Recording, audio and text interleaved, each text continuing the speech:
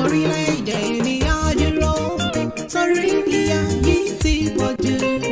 Odùduwà Republic á dúró, òmìnira á dé. Orílẹ̀-èdè mi á dúró torí ìyà yìí ti pọ̀jù. Odùduwà Republic á dúró, òmìnira á dé. Òmìnira dé o, ìyà yìí ti pọ̀jù fún wa. Orílẹ̀-èdè mi á dúró, òmìnira á dé. Orílẹ̀-èdè mi á dúró torí ìyà yìí ti pọ̀jù. Odùduwà Republic á dúró, òmìnira á dé. Ẹ jẹ́ ká fọwọ́sowọ́pọ̀, gbogbo ọmọ Yorùbá kó lè ṣe iṣẹ́. Odùduwà ó dúró, Àmọ̀tẹ́kùn fìdí múlẹ̀. Ẹ jẹ́ ká fọwọ́sowọ́pọ̀, gbogbo ọmọ Yorùbá kó lè ṣe iṣẹ́. Odùduwà ó dúró, Àmọ̀tẹ́kùn fìdí múlẹ̀. Orílẹ̀-èdè mi á dúró torí ìyà yìí ti pọ̀jù. Odùduwà Republic á dúró, òmìnira á dé.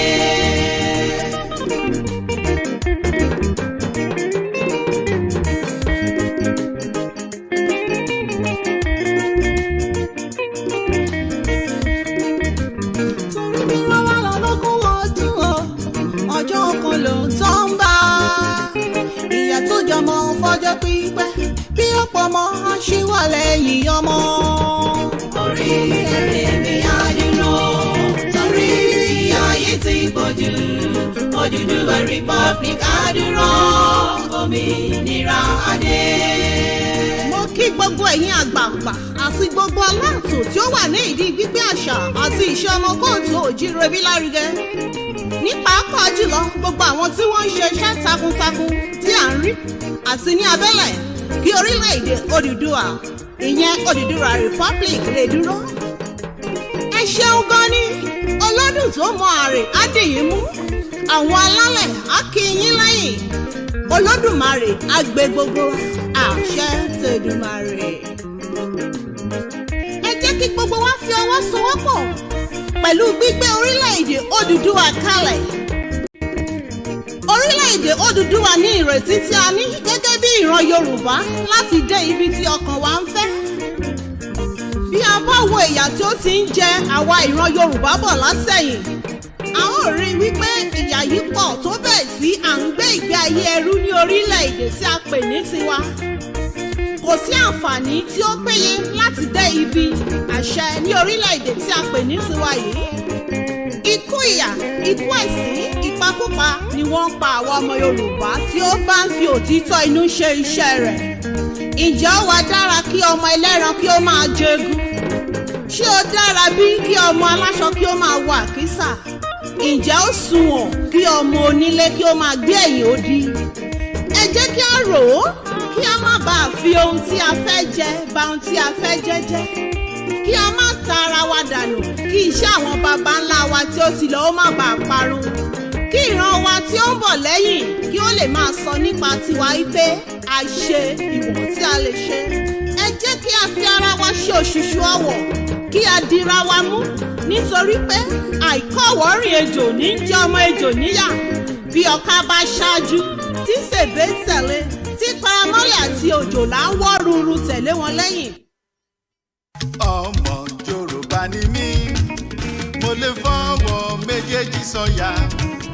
Kéré òkèkùnlé gbọ́ ó sọ fún toko, àgbájọwọ́ nìkan fi ń mọlé, òṣùṣù ọwọ̀ a máa gbálẹ̀ mọ́, kájọ ṣe kó ba lè dára. Àpapọ̀ ẹgbẹ́ ọmọ Yorùbá igi kan kò lè dá igbó ṣe. Ẹ jẹ́ ká yọ ṣe kó ba lè tùbà, kó ba lè túṣẹ́. Gbogbo ẹgbẹ́ tí kò bá sínú àpapọ̀ ẹgbẹ́ ọmọ Yorùbá káìkàìkàì wọ́n ti kó yan Yorùbá kéré o. Ẹ wá kájọ ṣe. Nọ́mbà tí ẹ lè pè tí ẹ bá fẹ́ darapọ̀ mọ́ àpapọ̀ ẹgbẹ́ ọmọ Yorùbá ní Engineer Ọlá +21 89 26 23 6179. Chief Kuku +2348121777902. King Yomi +2348033799631. Àpapọ̀ ẹgbẹ́ ọmọ Yorùbá igi kan kò lè dágbóṣe ló sọ wípé ẹ wá kájọ ṣe kó ba lè tùbà kó ba lè tùṣẹ́. Yorùbá nation, Yorùbá nation, á tù wá lára o.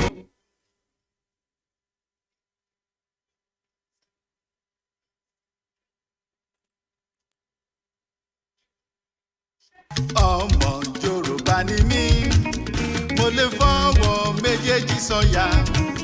Kéré òkèkùnlé gbọ́ ó sọ fún toko àgbájọwọ́ nìkan fi ń mọlé òṣùṣù ọwọ̀ a máa gbálẹ̀ mọ́ kájọ ṣe kó ba lè dára. Àpapọ̀ ẹgbẹ́ ọmọ Yorùbá igi kan kò lè dá igbó ṣe. Ẹ jẹ́ kájọ ṣe kó ba lè tùbà kó ba lè túṣẹ́. Gbogbo ẹgbẹ́ tí kò bá sínú àpapọ̀ ẹgbẹ́ ọmọ Yorùbá káìkàìkàì wọ́n ti kó yan Yorùbá kéré o. Ẹ wá kájọ ṣe nọ́mbà tí ẹ lè pè tí ẹ bá fẹ́ darapọ̀ mọ́ àpapọ̀ ẹgbẹ́ ọmọ Yorùbá ní ẹnjìníà Ọlá +21892323617. Chief Kuku +2348121777902. King Yomi +2348033799631. Àpapọ̀ ẹgbẹ́ ọmọ Yorùbá igi kan kò lè dágbóṣe ló sọ wípé ẹ wá kájọ ṣe kó ba lè tùbà kó ba lè túṣẹ́. Yorùbá nation, Yorùbá nation, á tù wá lára o.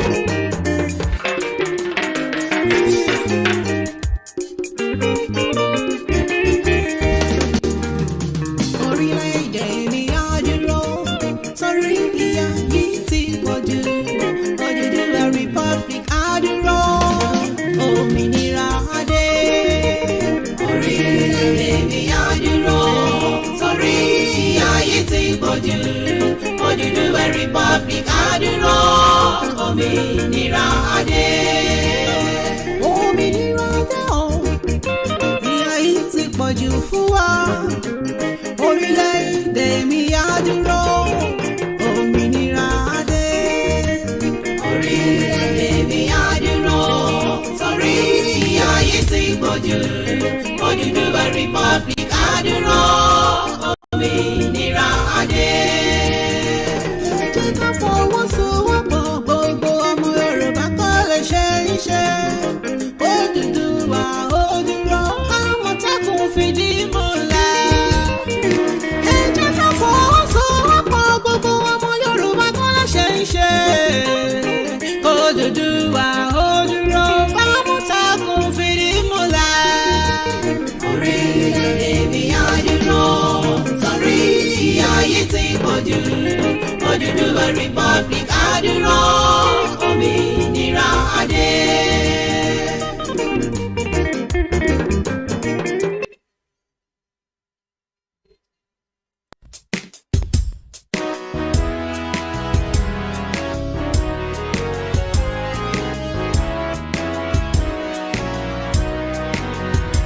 Iṣẹ́ wa fúnlẹ̀ wá, fún ilẹ̀ ìbí wa. Kàgbéga, kàgbéga, kàgbéga fáyé rí. Ìgbàgbọ́ wa ni pé bá ti bẹ̀rù làbọ̀ mọ́. Ká ṣiṣẹ́, ká ṣiṣẹ́, ká ṣiṣẹ́ ká jọlá. Ìṣọ̀kan àtòmìnira ni ẹ jẹ́ ká máa lépa. Tẹ̀síwájú fọ̀pọ̀ ire àtòhun tó dára. Ọmọ òdàdìde bọ́ sípò ẹ̀tọ́ rẹ. Ìwọ ni ìmọ́lẹ̀ ògo adúláwọ̀. Mo kí gbogbo ẹ̀yin èèyàn wa nílé lóko lẹ́yìn odi lónìí. Ẹ kú dédé àsìkò yìí o. Ẹ tún káàbọ̀ sí orí ètò alẹ́ tòní níbikíbi tí ẹgbẹ́ ń gbọ́ wa káàkiri orígun mẹ́rin àgbáńláyé bó lójú ọjọ́ ṣe rí lónìí. Akí gbogbo wa ẹ̀kú ẹ̀tọ́ ìlú òòdù àgbèwá àmì ṣéètì láṣẹ Ọlọ́run ọba. Mo kí wa pátápátá níbikíbi tí a bá wà lẹ́ẹ̀kan sí i. Ẹ̀yin tí ẹ̀ ń darapọ̀ mọ́ wa fún ìgbà àkọ́kọ́, Ìjìnlẹ̀ rédíò lélẹ́yìí lórílẹ̀‐èdè Turkey, ìlú Istanbul ni a fi ìkàlẹ̀ sí. Ẹ máa bá wa ṣí àìtò yìí. Terry ọmọ aládé akínyìn odò àti dé ẹ ṣeun ẹ káàbọ̀ sórí ètò. Ayọ̀rẹ́ akínyìn ẹ káàbọ̀. Adéyẹmí Diamond ẹ ṣeun púpọ̀ àti gbogbo ẹ̀yin tí ẹ wà lójú agbágbé. Ẹ kú ọjọ́ méjì, ẹ kú ọjọ́ mẹ́ta. Bó ti jẹ́ pé àráyè wá sí orí ètò lánàá, ṣùgbọ́n síbẹ̀síbẹ̀ náà iṣẹ́ ìlú la kúkú ń bá kiri. Kọ́lọ́run ọba kí ó dé ìgbìyànjú wa kó dé ládé. Ẹ̀yin tí ẹ darapọ̀ mọ́ wa sẹ́ẹ̀ fún ìgbà àkọ́kọ́, Ìjìnlẹ̀ Marcus ní orúkọ tèmi, apèdègbàyè gbogbo ilẹ̀ Turkey, Guru Maharaji adẹ́rìn pòṣónú, Yorùbá Nation now, no going back. Ẹ ṣeun o.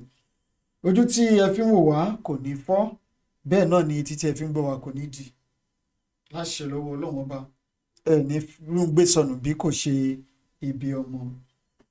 A tún ti dé sórí ètò lónìí nìyẹn o. Aago 9 ó kọjá ìṣẹ́jú 4 lọ́dọ̀ tí wá ń bí, bó lọ́jọ́ ọjọ́ ṣe rí lọ́dọ̀ tí yín bẹ̀ kí laago sọ lọ́dọ̀ yín o. Ní orílẹ̀-èdè Odùduwà, aago 7 ó kọjá ìṣẹ́jú 4, àbí bẹ́ẹ̀ kọ́, bẹ́ẹ̀ ni aago 7 kọjá ìṣẹ́jú 4. Láwọn agbègbè ibì kan wọ́n wà ní ìyálẹ̀ta lọ́wọ́lọ́wọ́, àwọn agbègbè ibì kan wọ́n wà lọ́sàn-án, àwọn agbègbè ibì kan wọ́n wà ní àfẹ̀rẹ̀mọ́jú. Eléyìí tó túmọ̀ sí wípé ìka ò dọ́gba, bó ṣe wu Ọlọ́run ọba ni ó ń ṣe ọlá. A ní pọ̀pá pọ̀lọpọ̀lọ péjọ lénìí, a máa ṣe ní pápápá bíi àwọ̀ bàbá oníṣọ̀nà. A máa ṣe bí ó ṣe yẹ ká ṣe kó bá lè rí bí ó ṣe yẹ kí ó ṣe rí lónìí. Ẹ ṣeun o, àdúpẹ́ ní ọwọ́ gbogbo wa. Lónìí a máa lọ sí ojú agbágbé, a máa gbé àwọn fọ́nrán kan wá sí etí ìgbọ̀yín. Bẹ́ẹ̀ náà ni a ní ṣaláì lọ sí ojú ayélujára, níbi tí a ti máa fi àwọn ìròyìn tí kò kí ń ṣe òfegè tí a máa gbé wá sí ojú ìwòrán yín tí gbogbo yín máa fi ojú yín rí. Wọ́n ní ojú yín lẹ̀ ó fi rí, etí yín lẹ̀ ó fi gbọ́. Ìròyìn tá a gbé wá sí ojú ìwòrán yín lénìí, ojú yín àti etí yín náà ni ẹ máa fi gbọ́. Gẹ́gẹ́ bí àkọlé tó wá tí a nà sórí agbágbé wípé why do we need to come together? Why do we need to come together? Or why do we need one another? Nínú àkọlé yìí lónìí, a máa sọ̀rọ̀ nípa àwọn àṣìṣe tí a ti ṣe sẹ́yìn. That's our past mistake. We're going to talk about it and the way forward. Ẹ lè máa bèrè pé kí ni I mean by past mistake. We are going to show you who made the past mistake. Why did we make the past mistake? And what is the way forward out of this past mistake? How do we get out of the past mistake? How do we learn from the past mistake that we have made? So gbogbo ẹ̀ pátápátá ó ní a máa yànnàná lénìí. Ṣùgbọ́n as I'm talking to you now,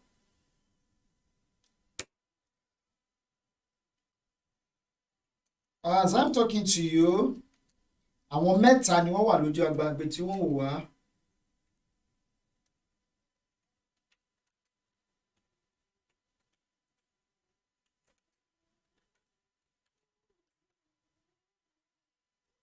Ẹ má bínú o.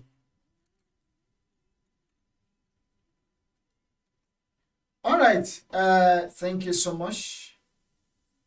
Thank you. Ẹ̀yin tí ẹ ń tẹ àtẹ̀jíṣẹ́ ránṣẹ́ sí wa wípé ẹ ń pè wá, àgbé ìpè yín àbí ẹ tẹ àtẹ̀jíṣẹ́ ránṣẹ́ sí wa, a tètè dá yín lóhùn, ẹ má bínú.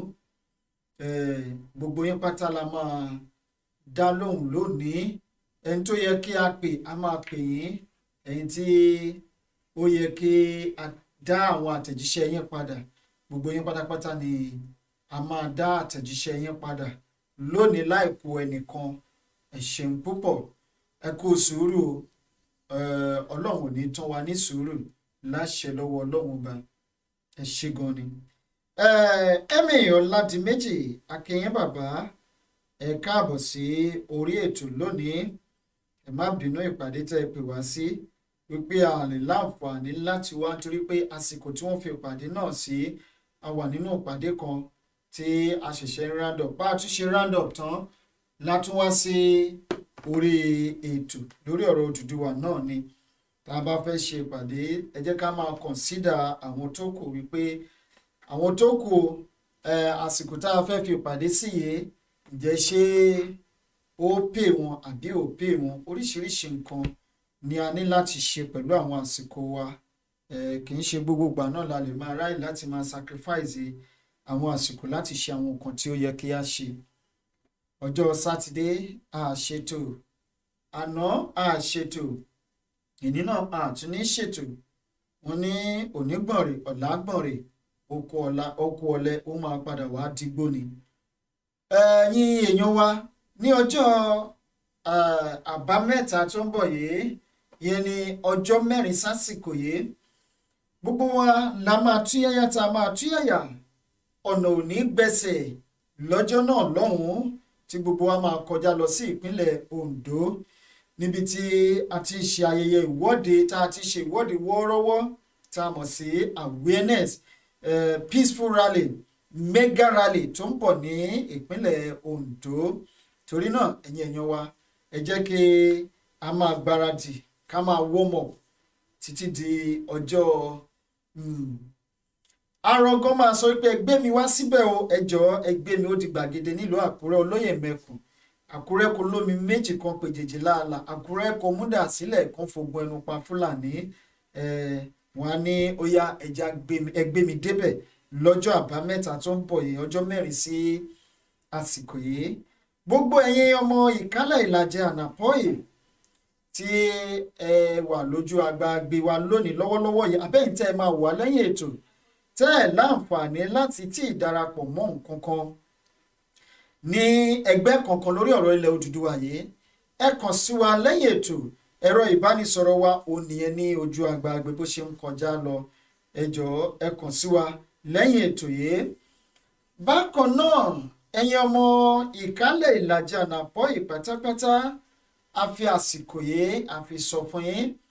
Ẹ bá wò ó, a bẹ̀rẹ̀ ètò kan ní ọdún tó kọjá níbi tá a ti ń sọ̀rọ̀ nípa ọ̀rọ̀ iná ilẹ̀ Ìkálẹ̀ Ìlàjẹ àti Àpọ́yè. Wọ́n ní bí ò bá sí nǹkan lẹ́sẹ̀ẹ́, ẹ̀ṣẹ̀ kì í dédé ṣẹ́. Ìṣẹ̀lẹ̀ kan ló ṣẹlẹ̀ tí a fi sọ wípé tọ́ wọ́n ní wọn ò fẹ́ lágbo, òun dárin, ta ló fẹ́ bẹ́ẹ̀ gbé? La ṣe ní tọ́ ìlú fẹ́ lóyè ní wá, bẹ́ẹ̀ bá fẹ́ wa lágbo á dárin, bẹ́ẹ̀ bá sì ń fẹ́ wa lágbo á ní wípé tọ́ ẹ jẹ́ kí a ra padà síbi tí wọ́n ti ń fẹ́ wa. Wọ́n ní kò sinmi lájọ àjọ òdùn, ó ń tan rẹ̀ jẹ́ ni lóòótọ́, ṣùgbọ́n ìmọ̀ ohun ara ẹni báyìí ni ìlékè ọgbọ́n ẹni. Àṣegàyà kì í ṣe wípé bóyá hùwà náà ká má ṣètò mọ́ lórí ọ̀rọ̀ iná Ìkálẹ̀ Ìlàjẹ àtàpọ́yè. Ṣùgbọ́n látìgbà tá a ti fi sílẹ̀, a rí àwọn ipa pàtàkì tá a kó lórí ọ̀rọ̀ iná náà lásìkò náà. Ṣùgbọ́n gbà tó yá tí wọ́n ní pé àwa náà dẹ̀ ṣe kíni, àṣegàyà, ṣùgbọ́n a tún ti padà wo àgbò tó fẹ̀yìn rìn ni, agbára ló lọ mú wá. Táwà artist, ẹ ṣeun púpọ̀, ẹ káàbọ̀. Wọ́n tún ti kàn sí wa, wọ́n ní ẹjọ́ báyìí kàṣà báyìí káwòdì látìgbà tá a ti fi ètò náà sílẹ̀, ó dàbẹ́ ni wípé ó mẹ́hẹ. Ṣùgbọ́n mo láyọ̀ láti sọ fún yín pé bẹ̀rẹ̀ láti ọ̀sẹ̀ tó ń bọ̀ láṣẹ lọ́wọ́ Ọlọ́run ọba, ẹ máa pàdé wa lórí Ìkálẹ̀ TV Diary, níbi tá a ti ń sọ̀rọ̀ lórí ọ̀rọ̀ iná ìjọba ìbílẹ̀ Ìkálẹ̀ Ìlàjẹ Ànàpọ́yè èyí tó ti mẹ́hẹ. Ẹ máa pàdé wa lórí Ìkálẹ̀ TV Diary, Ìjìnlẹ̀ Media TV, Yorùbá World Congress TV ní Ireland pẹ̀lú ìlànà ọmọ Oòduà gbàgede ìròyìn orí ìkànnì 5 tẹ́ ẹ ti máa bá wa pàdé lọ́jọ́ náà nílé tá a ti ń yànnàná ọ̀rọ̀ iná ìkálẹ̀ ìlàjẹ àti àpọ́ì níbi tí ó dé dúró lónìí àti fẹ́ bẹ̀rẹ̀ wọ́n níbẹ̀ ṣe bá dání àtò ẹ̀ṣígùn ni àdúpẹ́ púpọ̀ lọ́wọ́ yín. Victor Ajílẹ̀yẹ, the best way to correct the mistakes of the past is elimination of substitution method. Thank you. God bless you. I really and I always gbádùn your quotation. You always go straight to the point. Ọlọ́run á túbọ̀ máa ràn yín lọ́wọ́. Ọwọ́ tí ẹ fi ń tẹ àwọn quotation yìí àkàndù ní mú láṣẹ lọ́wọ́ Ọlọ́run ọba. Ojú tẹ́ ẹ fi ń wojú screen tẹ́ ẹ fi ń type yìí ojú náà ò ní relédè yín. Etí tí gbogbo yín fi ń gbọ́ wa náà láṣẹ lọ́wọ́ Ọlọ́run ọba. Etí náà ayé ò ní kángi mọ́ o. Wà ní ṣìṣe. Etí yín ò ní gbọ́ bí o. Ní gbúròó ìbànújẹ́ lórí àwọn nǹkan tí Elédùà wà fún yín. Yálà èyí tó mí àti èyí tí kò mí. Ẹ ṣé gan-an ni. Àdúpẹ́ lọ́wọ́ yín. Ẹ̀yin èèyàn wa. Ẹ̀yin ọmọ ọ̀dọ́ rè ọmọ máa jọ́ ọ̀bà ọmọ òmùlà méjì ojúṣẹyẹ ní rálì tó ń bọ̀ yìí tẹ́ ẹ bá fẹ́ darapọ̀ mọ́ rálì tó ń bọ̀ yẹn ìwọ́de wọ́ọ́rọ́wọ́ tó ń bọ̀ nípínlẹ̀ Ondo ẹ kàn sí wa náà bákan náà lẹ́yìn ètò yìí bákan náà ẹ̀yin ìkálẹ̀ ìlàjẹ àti àpọ́ì tẹ́ ẹ fẹ́ kàn sí wa ẹ fẹ́ nípa nínú rálì tó ń bọ̀ yìí ẹ kàn sí wa lẹ́yìn ètò alálẹ̀ àti wá lẹ́yìn láṣẹ lọ́wọ́ Ọlọ́run bá ẹ máa bá wa share ẹ máa bá wa share àwọn 5 ni wọ́n wà lójú agbágbé lónìí 7 ni wọ́n tẹ́lẹ̀ wọ́n ti já padà sí 5 Mídéolú Akínyìn o ẹ káàbọ̀ sí orí ètò wa ẹ máa bá wa share ẹ máa share ilẹ̀ Yorùbá kò ní bàjẹ́ láṣẹ Ọlọ́run ọba wọ́n ní kó máa sá lápáta tó gbọ́dọ̀ pagún jẹ́ ìwọ ajá kò gbọ́dọ̀ jóbi akínbínú orí fífi ládé bá dé. Bẹ́ẹ̀ ni ẹ jẹ́ kí a kọlu agbami ètò lóní sàn-án lónìí lóní ràbájì gan lóní fẹ́rẹ́ jógí káwọn nà ní fẹ́lẹ́fẹ́lẹ́ ká nà ń bẹ́ẹ̀ ká dá a dùbúlẹ̀ ká fi ẹgbàá sí i nídìí kí gbogbo ẹ̀ kó lè rí bí ó ṣe yẹ kó rí ṣùgbọ́n táwa ń béèrè lọ́wọ́ yín ni wípé ẹ máa bá wa share ètò yìí ẹ̀dá kan ò ní bínú orí kó fi fìlà débàdí ẹnìkan ò ní bínú ẹsẹ̀ kó wá máa forí rìn o bẹ́ẹ̀ náà lẹ́nìkan ò ní bínú ojú títí kó wá máa fi mú ríran èèwọ̀ òrìṣà ajá òkè ń jobi àyàfi tó bá fẹ́ ya dìgbòlugi àbí kó rè rọrùn ọ̀sán gangan bẹ́ẹ̀ ni o lónìí ẹ̀yin èèyàn wa a máa ṣe ó máa dùn ó máa lárinrin ṣùgbọ́n báwo la ṣe máa ṣe tó máa dùn tó máa lárinrin Abíọ́dún 60 Akínyìn o wọ́n ní akó àsìkò yìí bó la ṣe máa ṣe tó máa dùn tó máa lárinrin ni wípé ẹ máa share ẹ máa share a fẹ́ padà sórí Facebook bá a ṣe ń ṣe ń bẹ̀ torí pé kò sígbà tá a wà lórí Facebook tí wọn ò kì í ṣe kíni tí wọn ò kì í bá wa fínra ń bẹ̀ ẹ jẹ́ ká rọra dira wa láwo ẹ̀yọ̀ owó níbi tó gbà wá ká ṣe ra wa ń bẹ̀ mo mọ̀ pé bó pẹ́ bóyá àwọn olólùfẹ́ wa wọ́n máa wá bá wa níbi tá a wà lónìí àkànjú mo ní ẹ̀dá tó bá kánjú tolú ọ̀rán kó na sọ wọ́n ní ẹni tó ń tu olú ọ̀rán kó na sùúrù sí i torí bó bá kánjú tú ẹgbàágbèjì ẹ̀ kò ní tó sè lọ́bẹ̀ bẹ́ẹ̀ ni ẹ ṣé gan ni. àwọn ìròyìn kan jà rànràn nígboro àwọn kan lè pè níròyìn ẹlẹ́jẹ̀ bẹ́ẹ̀ làwọn kan ń pè ní àhesọ̀rọ̀ àwọn kan ní ìròyìn gbòógì ni ohun tó kọjú sẹ́nìkan ẹ̀yìn ló kọ sẹ́lòmíì bí ìlú gángan ìhàkíhà tó bí ò bá àwòkó kọ sí yín ju gbogbo ẹ̀ lọ ni wípé àgbájọwọ́ ni a fi ń sọ̀yà àjèjì ọwọ́ kan kò gbẹ́rù dórí. Why do we need one another is the topic of today's program. Ohun tí ó bí eléyìí ni wípé a gbọ́ wípé àwọn Yorùbá àti Biafra wọ́n fẹ́ darapọ̀ kí wọ́n ṣe kíni kí wọ́n jọ ja ìjà yìí. Ohun tí ó bí eléyìí ni wípé a gbọ́ wípé àwọn Yorùbá àti Biafra wọ́n fẹ́ darapọ̀ kí wọ́n ṣe kíni kí wọ́n jọ ja ìjà yìí. àwọn kan lè máa wò wípé bí kí ló fà á tí irú eléyìí fẹ́ fi ṣẹlẹ̀ ṣùgbọ́n èmi fẹ́ sọ fún yín pé kì í ṣe wípé ó ṣẹ̀ṣẹ̀ ń ṣẹlẹ̀, ó ti ń ṣẹlẹ̀ tẹ́lẹ̀ rí, ṣùgbọ́n wọ́n ní ìwà jọ̀wà ní jọ̀rẹ́jọ̀rẹ́, ènìyàn bí ìgbín ní ìgbín, ẹni bí ahun òun báyìí ní rí ahun he. àwọn ọ̀rẹ́ méjì bá jọ ń gbé pọ̀ àbí tí wọ́n bá jọ ń ṣe ọ̀rẹ́, nígbà tí ọ̀rẹ́ yìí bá bẹ̀rẹ̀, ó ṣeé ṣe káwọn méjèèjì máa wo kán máa ṣọ́ ìwà ara wọn. pàápàá jùlọ ẹ̀yin àgbà pọ̀ ẹni mo rírí léwúrẹ́ fi ń walẹ̀ sùn, àbí bẹ́ẹ̀ kọ́? nígbà tí àwọn ìṣẹ̀lẹ̀ kan tó bá ṣẹlẹ̀ sí ni nígbà kan rí tí kì í ṣe ìṣẹ̀lẹ̀ tó tẹ́ni lọ́rùn, ìṣẹ̀lẹ̀ tó mumi lómi ni, ìṣẹ̀lẹ̀ tó gani lára, ìṣẹ̀lẹ̀ tó bomi tútù sí ni lọ́kàn, ìṣẹ̀lẹ̀ tó fa ọgbẹ́ ọkàn tàbí ìpòrúurú ọkàn láti ọ̀dọ̀ ẹnìkan sí ẹnìkejì, tàbí láti àárín orílẹ̀-èdè kan sí orílẹ̀-èdè kejì, tàbí láàárín ẹ̀yà kan sí ẹ̀yà míì sí ẹ̀yà mìíràn. tí èèyàn bá wá fẹ́ bóyá ìbáṣepọ̀ yìí ó fa oríṣiríṣi àkóbá débi wípé ìbáṣepọ̀ tí ó wà láàárín èèyàn méjì yìí tàbí orílẹ̀-èdè méjì àbí ìletò méjì àbí ìlú méjì ó fa aáwọ̀ débi wípé ìbáṣepọ̀ wọn yálà kò dán mọ́rán mọ́ àbí kí ìbáṣepọ̀ wọn gan kó má tiẹ̀ sí mọ́, kó da ìbáṣepọ̀ àwọn méjèèjì rú. bí nǹkan báyìí bá ṣẹlẹ̀ nígbà tí èèyàn bá wá fẹ́ ní ìbáṣepọ̀ pẹ̀lú ẹlòmíràn, yálà ọkùnrin sí obìnrin tàbí ọkùnrin sí ọkùnrin tàbí obìnrin sí obìnrin tàbí ìletò sí ìletò mìíràn, èèyàn á láti jókòó kó ronú dáadáa wípé iná èṣì kì í jóni lẹ́ẹ̀mejì. nígbà tí ṣùgbọ́n kò sí bó ṣe lè ṣe tó náà, ẹ máa fààyè sílẹ̀ fún ìbáṣepọ̀ yìí. Victor Ajíléyẹ, looking at the forensic evidence Yorùbá nation has gone through.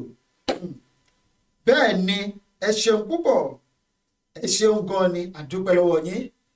nítorí náà bírú nǹkan báyìí bá wá wáyé, bóyá obìnrin tí ọkùnrin fi ọ̀bẹ ẹ̀ ń jẹ níṣu, àbí ọkùnrin tí obìnrin fi ọ̀bẹ ẹ̀ ń jẹ níṣu tó wá fa ọgbẹ́ ọkàn sí i lọ́kàn àyà, ṣe ló dàbí ẹni tí wèrè pa ìyẹ́ ẹ̀ tó bá rí mẹkáníìkì akànlùgbó. ṣùgbọ́n kò sí bó ṣe lè ṣe náà, wọ́n ní bẹ́ẹ̀ ṣe bá dání atẹ́ṣígùn ni, ẹni tómi bá pa omi náà la máa padà fi wẹ̀ fún ká tó sìn. ẹni tí mọ́tò náà la máa fi gbé lọ sílé ìwòsàn. ìyẹn ni pé ibi tí ẹ̀dá bá gun igi ibẹ̀ náà ló máa gbà sọ̀kalẹ̀, àbí bẹ́ẹ̀ kọ́ ibẹ̀ náà ni àyàfi tó bá fẹ́ kán lápá àbí kó kán lẹ́sẹ̀. torí náà bí ìbáṣepọ̀ míì bá tún wáyé lọ́jọ́ míì, ẹ̀dá tó bá ní ọpọlọ, tó bá lọ́gbọ́n, tó bá nímọ̀, tó bá sì láròjinlẹ̀, kọ́kọ́ jókòó wípé iná èṣù kì í jóni lẹ́ẹ̀mejì. a ronú dáadáa, bó tẹ̀ jẹ́ pé bó pẹ́ bóyá náà ó ń láti fi àyè sílẹ̀ fún ìbáṣepọ̀ mìíràn ni. torí bá a bá dijú kẹ́ni burúkú kọjá, tẹ́nire máa fi kọjá ẹni ànímọ̀. ẹ̀dá tó bá ń díjú, tó bá ń gégi, tó máa fi bẹ́yàn mọ́ igi ọ̀hún kò ní mọ̀ o. ó wá dàbí ẹni tó rẹ́rú ọba tó wá sọ òṣùká tó sọnù amúlẹ́ẹ̀mejì. nígbà tá a bá wá fi àyè sílẹ̀ fún ìbáṣepọ̀ yìí, a máa kọ́kọ́ máa wò wípé ǹjẹ́ sí lágbájá yìí ṣé kò ní ìṣẹ̀lẹ̀ tó ṣẹlẹ̀ sí mi lọ́jọ́ kìíní àná, ṣé kò ní ṣẹlẹ̀ sí mi àbí kinní kan. ṣùgbọ́n ẹ má jẹ́ ń tàn yín, orí méjì tó sunwọ̀n tọ́jọ́ ń gbé pọ̀ ó sàn ju orí kan ṣoṣo. nígbà tó bá wá yá tí ìbáṣepọ̀ yìí bá bẹ̀rẹ̀ sí ní lọ tó ń lọ bẹ́ẹ̀ tó bá wá yá, tó máa ti rí i pé ìwà wọn máa ń jọra wọn lọ, mo máa ti test lágbájá yìí, mo máa ti fún un ní ìdánwò bíi 2 mẹ́ta, ó máa ń jáwé olúborí. Ó dáa, jẹ́ kèmi náà wá relax, kí wá reduce àwọn principles tí mò ń lò. Láti ibẹ̀ lọ àwọn méjèèjì á bẹ̀rẹ̀ sí ní mọwọ́ ara wọn, wọ́n á bẹ̀rẹ̀ sí ní mọwọ́ ara wọn. Ṣùgbọ́n ṣá kò sí bí ìbáṣepọ̀ tó ṣe lè le tó náà kó dúró dọ̀yìndọ̀yìn tó. Wọ́n ní bá a bá jọ ń ṣeré ó yẹ kẹ́lẹ́gbẹ́ ó mẹgbẹ́, àwọn sùn ẹgbẹ́mẹgbẹ́ tiwọn láwùjọ. Bá a bá wá jọ ń gbé pọ̀ àbí a jọ ń ṣe iṣẹ́ pọ̀ àbá a jọ ń ṣeré pọ̀, ẹ jẹ́ ká máa fi àyè ìjà sílẹ̀. Kí láyè ìjà ni wípé gbogbo ilé kọ́ là fi hàn àlejò, gbogbo inú wa kọ́ la gbọ́dọ̀ máa fi hàn ọ̀rẹ́ àbí alábàágbé. Torí pé nígbà tí ọjọ́ kan ń bọ̀, ọjọ́ kan ọjọ́ kan, àwọn olóyìnbó a máa pè ní unforeseeable circumstances. Ìyẹn ni pé ọjọ́ tá àti ẹ̀ lérò wípé ìjà lè ṣẹlẹ̀.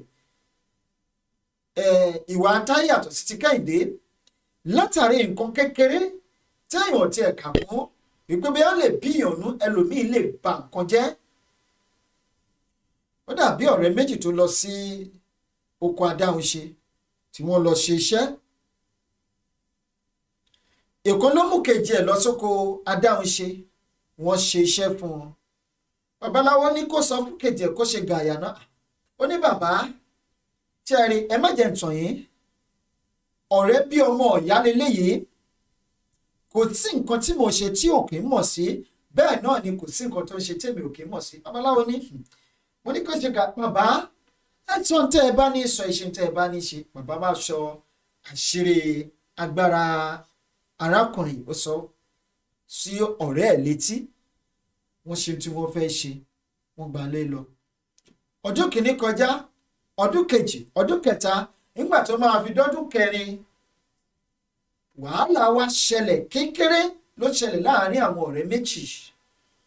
Ọ̀rẹ́ tó mú ọ̀rẹ́ ẹ̀ lọ sóko adáhunṣe, òun ló ṣe àṣìṣe. Lóòótọ́ àṣìṣe tó gbúpọn ni, tó nípọn, ṣùgbọ́n tí kò mọ̀ kì í ṣe pé bí wọ́n mọ̀ ṣe ọ̀rẹ́ ẹ̀. Látàrí wípé ọ̀rẹ́ yìí wá jẹ́ onínú fùfù, ó balẹ̀ jẹ́ kó tó wẹ̀yìn wò. Ìdí rèé tí ò bá fi sọ wípé bánú sọ má bẹ́ẹ̀ èèyàn sọ, bá a bá jọ rìn ẹja máa fi àyè ìjà ká máa fi sílẹ̀. Victor Ajílẹ̀yẹ wọ́n ní those that will not be affairs that will run the affairs of the Yoruba nation must multitask to develop the nation. Ẹ ṣeun.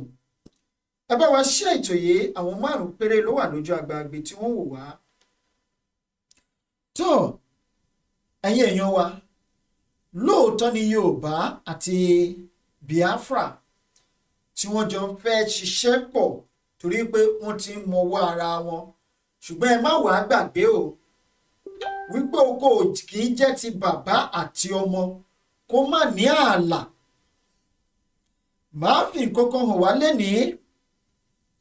Yorùbá ò parapọ̀ pẹ̀lú Fúlàní torí àwọn kan ti sọ pé kí nìdí pẹ̀lú Biafra. Àwọn kan ti sọ wípé kí nìdí tí Yorùbá fi fẹ́ darapọ̀ mọ́ Biafra, wípé àjọ wà compatible, àjọ ṣe kinní kan. Òyìnbó lẹ̀ ń sọ, òyìnbó lẹ̀ ń sọ, ẹjẹ́ á gbàgbé òyìnbó.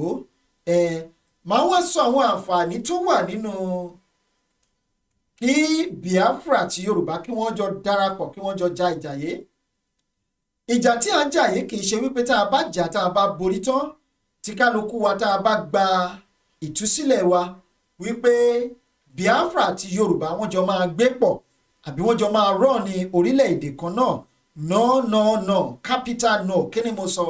Mo ní rárá o, ó tì o, kò rí bẹ́ẹ̀. Bẹ́ẹ̀ náà ni kò lè rí bẹ́ẹ̀ láṣẹ lọ́wọ́ Ọlọ́run Ọba. Gbogbo wa jọ máa dúró ni. Ṣùgbọ́n mo fẹ́ sọ àwọn àǹfààní tó wà nínú kí Yorùbá àti Biafra kí wọ́n jọ pawọ́pọ̀, kí wọ́n jọ ja ìjà yìí. Ìdí ni wípé ẹ jẹ́ ká ti bí pẹlẹbẹ ká ti bẹ̀ kíyèsí oògùn, ká ti bí pẹlẹbẹ ká ti bẹ̀ mọ́ ẹ̀lẹ̀ jẹ, ẹ má bínú, ká wá ti bí ìṣáná ká ti bí ibẹ̀ kíyèsí oògùn. àwọn ìbejì kan wà ní abúlé wa ńgbà tá a wà ní kékeré. Ṣé ẹ ráwọn ìbejì yìí gbogbo èèyàn ló ń bẹ̀rù wọn, pàápàá jùlọ àwọn ọ̀dọ́ ẹgbẹ́ wọn. Kì í ṣe pé àwọn ìbejì méjèèjì lágbára tó bẹ́ẹ̀. Tíjà bá ṣe ìjà láàrin Táyé àti ẹnìkan, Táyé ò ní gbọ́wọ́ sókè tó bá ti jó òun nìkan ṣoṣo. Ó máa make sure wípé òun gbìyànjú láti escape scene. Àwa lọ pe Kẹ́hìndé wá nílé. Òun àti Kẹ́hìndé àwa jọ pawọ́pọ̀, wọn á na onítọ̀hún lánàá gbolẹ̀. Àná bámi alùbámi alùmọ́mi ni. Eléyìí tó túmọ̀ sí pé agbára èèyàn méjì ó yàtọ̀ sí agbára ẹnìkan. Kò sí lábẹ́ àkóso bó tilẹ̀ wù kó rí. Kí ni ìdí tí Nàìjíríà fi borí Biafra lọ́dún 1970? Kí ni ìdí tí Nàìjíríà fi borí Biafra? Ìdí ni wípé Yorùbá àti Hausa wọ́n jọ ṣera wọn ní tìí, wọ́n ṣera wọn lóṣùṣù ọwọ̀. Ẹ má gbàgbé ìṣẹ̀lẹ̀ kan ṣẹlẹ̀ lásìkò tí wọ́n ń jagun kó tó di wípé wọ́n gbé bàbá wa Ọbásanjọ́ lọ sí ojú ogun pé kó máa jẹ́ commandant. Muritala Muhammed ó jẹ́ jagunjagun tí gbogbo wa mọ̀, èyí tí wọ́n ṣekú pa ní kú tó ṣẹlẹ̀ lọ́dún 1976. Ààrẹ orílẹ̀-èdè nígbà náà, ààrẹ ìjọba ológun. Òun náà ti darí àwọn squad lójú ogun kó tó di pé wọ́n gbé bàbá Ọbásanjọ́ lọ. Ṣùgbọ́n gbogbo àwọn tó wà lẹ́yìn Muritala Muhammed làwọn ogun Biafra tí wọ́n pa tán. Ọkọ̀ òfurufú tí àwọn jagunjagun tá a mọ̀ sí helicopter ni wọ́n wá fi escape Muritala Muhammed kúrò lójú ìjà.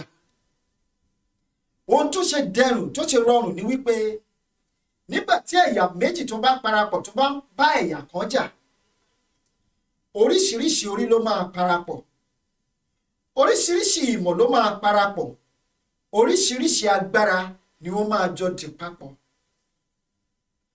Àwọn Fúlàní ń lo agbára, àwọn ìjọba Yorùbá ń lo agbára, àwọn Biafra náà ń lé fùrùkọ́kọ́. Jẹ́ṣẹ́ rò pé ó rọrùn kí Fúlàní kí Hausa ó borí Biafra lọ́dún 1970? Kò rọrùn. Ṣùgbọ́n nítorí àmọ̀ràn kékeré tá a lè kà kún àti ẹ̀yà méjì tí wọ́n jọ parapọ̀ tí wọ́n fèsì tí wọ́n fèsì Biafra ló fún Nàìjíríà ní agbára tí Nàìjíríà fi jáwé olúborí. Àìjẹ́ bẹ́ẹ̀ Biafra máa wà successful nínú ogun tó ṣẹlẹ̀ nígbà náà, wọ́n dẹ̀ máa borí. Ẹ jẹ́ ká wá wò báyìí lásìkò náà di bá a ṣe ń sọ̀rọ̀ yìí, oríṣiríṣi àwọn òjò ló ti rọ̀ tílẹ̀ ti fi mu, oríṣiríṣi àwọn nǹkan kan ló ti ṣẹlẹ̀ tí ẹ̀dá kan ò lè mọ̀ láàrin wa, táwa ò mọ̀. Ẹ má bínú, kì í ṣe tẹ́dá kan ò lè mọ̀, torí Ọlọ́run ọba nìkan ló lè ṣeun tí ẹ̀dá kan ò ní mọ̀. Now, lára àwọn ìdí tí a ṣe gbọ́dọ̀ ṣe kí ni? Tí a ṣe gbọ́dọ̀, ẹ má bínú o, tí a ṣe gbọ́dọ̀ parapọ̀. Átíkù kan wà lójú agbágbé, tí mo fẹ́ fi hàn wá. Live streaming, insecurity ó nìyẹn, ẹ má bínú. This is part of the bottom. Ṣebí ìdí ni bottom. Ẹ máa bá wa share rẹ̀, ẹ máa share rẹ̀. Victor Adeleye, it is a private entrepreneur that generates the wealth of a nation. Now,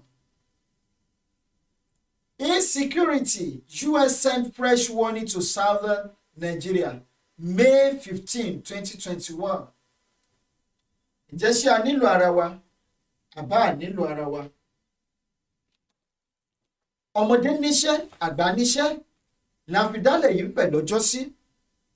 Biafra ní agbára tiwọn, Yorùbá ní agbára tiwọn. Ìjẹ́ tí agbára Yorùbá àti ti Biafra yìí tí wọ́n bá parapọ̀, kan ṣera wọn ní tí gbogbo àwọn contact táwa ní connection táwa ní ẹ má wò pé Yorùbá ò ní connection o torí ìjà ò tí ì dé ni ibi tí Yorùbá ti rìn dé lójú ìjà yìí kódà Nàìjíríà ò lè ever imagine wípé kódà àwọn Yorùbá gan ọ̀pọ̀lọpọ̀ náà ọmọ Yorùbá ò lè ever imagine pé Yorùbá ti rìn to that level wọ́n ní ibi téèyàn bá rìn ìlú dé lèèyàn mọ̀nà dé o ibi táwọn kan rí dé ibẹ̀ náà ni wọ́n mọ̀ dé ṣùgbọ́n àwọn tí wọ́n mọ̀ débì kan tí wọ́n tún mọ̀ kọjá abẹ́ wà wọ́n ní ibi tí tẹnìkan gbé sí ibẹ̀ ni tẹnìkan ti bẹ̀rẹ̀ nítorí náà ẹ̀jẹ̀ a máa wádìí gbogbo ìgbà àwọn Biafra náà ti rìn jìnnà nínú ìhìnrere tá à ń jàyé gbogbo àgbáyé pátá ni wọ́n dẹ̀ mọ̀ wípé àwa wà lórí ẹ̀tọ́ wa àwọn olóyìnbó wá sọ wípé united we stand divided we fall ẹ̀wọ̀rú ìjà tó ń ṣẹlẹ̀ ní eastern part of the country ìyẹn nílẹ̀ Biafra àwa ní àwọn ọmọ ogun wa wá lọ sílẹ̀ Biafra láti lọ kojú ológun Nàìjíríà ṣé ẹ mọ̀ wípé kò ní dẹrùn láti bá region méjì papọ̀ jà lẹ́ẹ̀kan ṣoṣo lára àwọn àǹfààní tó wà nínú wípé kájọ parapọ̀ lélẹ́yìí ẹ má jẹ́ kí ẹnikẹ́ni kó da yẹ̀pẹ̀ mọ́ iyọ̀ fún wa ẹ má jẹ́ kí ẹnikẹ́ni ó pe àkísà ní kọ́pá àkísà ní jẹ̀bẹ̀ fún wa o ẹ̀yin èèyàn wa ẹ má jẹ́ káwọn ẹnikẹ́ni ó sọ wípé ńgbà tá a bá gba òmìnira pẹ̀lú ńgbà tá a bá gba ìtúsílẹ̀ pẹ̀lú àwọn Ìgbò wípé Ìgbò máa manipulate wa àbí a máa jọ pa ìjọba wa pọ̀ no kò jọ capital no the Biafrans are going and we are going we are fighting for the same mission and vision we have the same aim and objective that is to free our people now their system of government ó máa yàtọ̀ sí tiwa even kó jẹ́ the same system of government the way they will run their government will be completely different from the way we are going to run our government. So ẹ̀dá tó bá sọ wípé we are coming together mo fẹ́ kí gbogbo wọn wípé kó realize àwọn factors kan kí ni wọ́n ń pè ní orílẹ̀-èdè orílẹ̀-èdè ni àwọn àgbájọpọ̀ ènìyàn tí wọ́n kóra wọn jọ pọ̀ láti ṣe ìjọba àgbájọpọ̀ ènìyàn àwọn tí wọ́n ní àṣà èdè àti ìṣesí kan náà tẹ́ bá wò ó yes we are fighting for the same cause that is freedom and freedom and nothing more but freedom is what we are fighting for but our culture not the same no language do we speak the same language no do we have the same behavior no so ìyẹn gangan those are some of the factors few out of many factors tí kò lè jẹ́ kí a run the same government to have the same president no but we are fighting together to free our people so àwa mọ̀ wípé this is what we are doing and this is what we are going through this is what we want to achieve nǹkan tá a fẹ́ achieve lélẹ́yìí nǹkan tá a wá ṣe lélẹ́ àfojúsùn wa lélẹ́yìí Biafra ń lọ Odùduwà nation ń lọ ẹ jẹ́ ká jọ ṣe ká jọ sọ ní tùbínùbí ìpé báwo la ṣe wá fẹ́ ṣe tá a bá dúró tán ẹ jẹ́ ká jọ reach agreement kì í ṣe bí ilé tá a reach pẹ̀lú Nàìjíríà location 419 tá a fi kóra wa lẹ́rú lọ́dún 1960 no yes we are going to have that bilateral relationship a máa trade láàrin ara wa but they run the same government everybody ló máa láàlá kalẹ̀ kí ni protocol tí wọ́n máa tẹ̀lé tí a máa tẹ̀lé tá a bá fẹ́ wá sọ́dọ̀ yín kí ni protocol tí ẹ̀yin náà máa tẹ̀lé tí ẹ bá fẹ́ wá sọ́dọ̀ wa we will sit down on the round table and make and arrive at a very conducive conclusion nǹkan tó máa ṣẹlẹ̀ ní ẹ̀bẹ̀ ẹ má jẹ́ kí ẹnikẹ́ni kó wa láyà jẹ àbí kí kó kàn máa fi àwọn ọ̀rọ̀ kó máa fi bomi tútù sí wa lọ́kàn no ẹ má jẹ́ kó wáyé. Àjọ máa ja ìjà yé ni àjàṣẹ́gun àti àjàṣẹ́ẹ̀tẹ̀. Nígbà tá a bá dìde tí Biafra dìde tájọ kọ́mọlòpọ̀ bọ́ tá a bá jọ ja ìjà yìí àti ja ìjà náà ní àjàṣẹ́gun ó máa rọrùn gan. Ẹ wò ó a lè sọ pé ìjọba Nàìjíríà ò ní padà wá sọ́dọ̀ wa nǹkan tí wọ́n ṣe nílẹ̀ Ìgbò pé wọn ò ní ṣe lọ́dọ̀ wa kómi ọmọ bá tẹ̀yìn wọ̀gbìn lẹ́nu. Wọ́n mọ̀ wípé àwọn ò lè bá orílẹ̀-èdè méjì yìí jà papọ̀ torí ẹ̀ ni wọ́n ṣe kọ́kọ́ ń fèsì Biafra lọ́wọ́lọ́wọ́. Now láti lè ṣẹ́ wọn léegun ẹ̀yìn to break their bond bí wọ́n ṣe dìde lọ́dọ̀ wọn káwa náà dìde lọ́dọ̀ wa káwa bẹ̀rẹ̀ sí ní fi ìjà pẹ́ẹ́ta ká máa support ara wa ẹ̀ máa rí pó máa rẹ̀ wọ́n.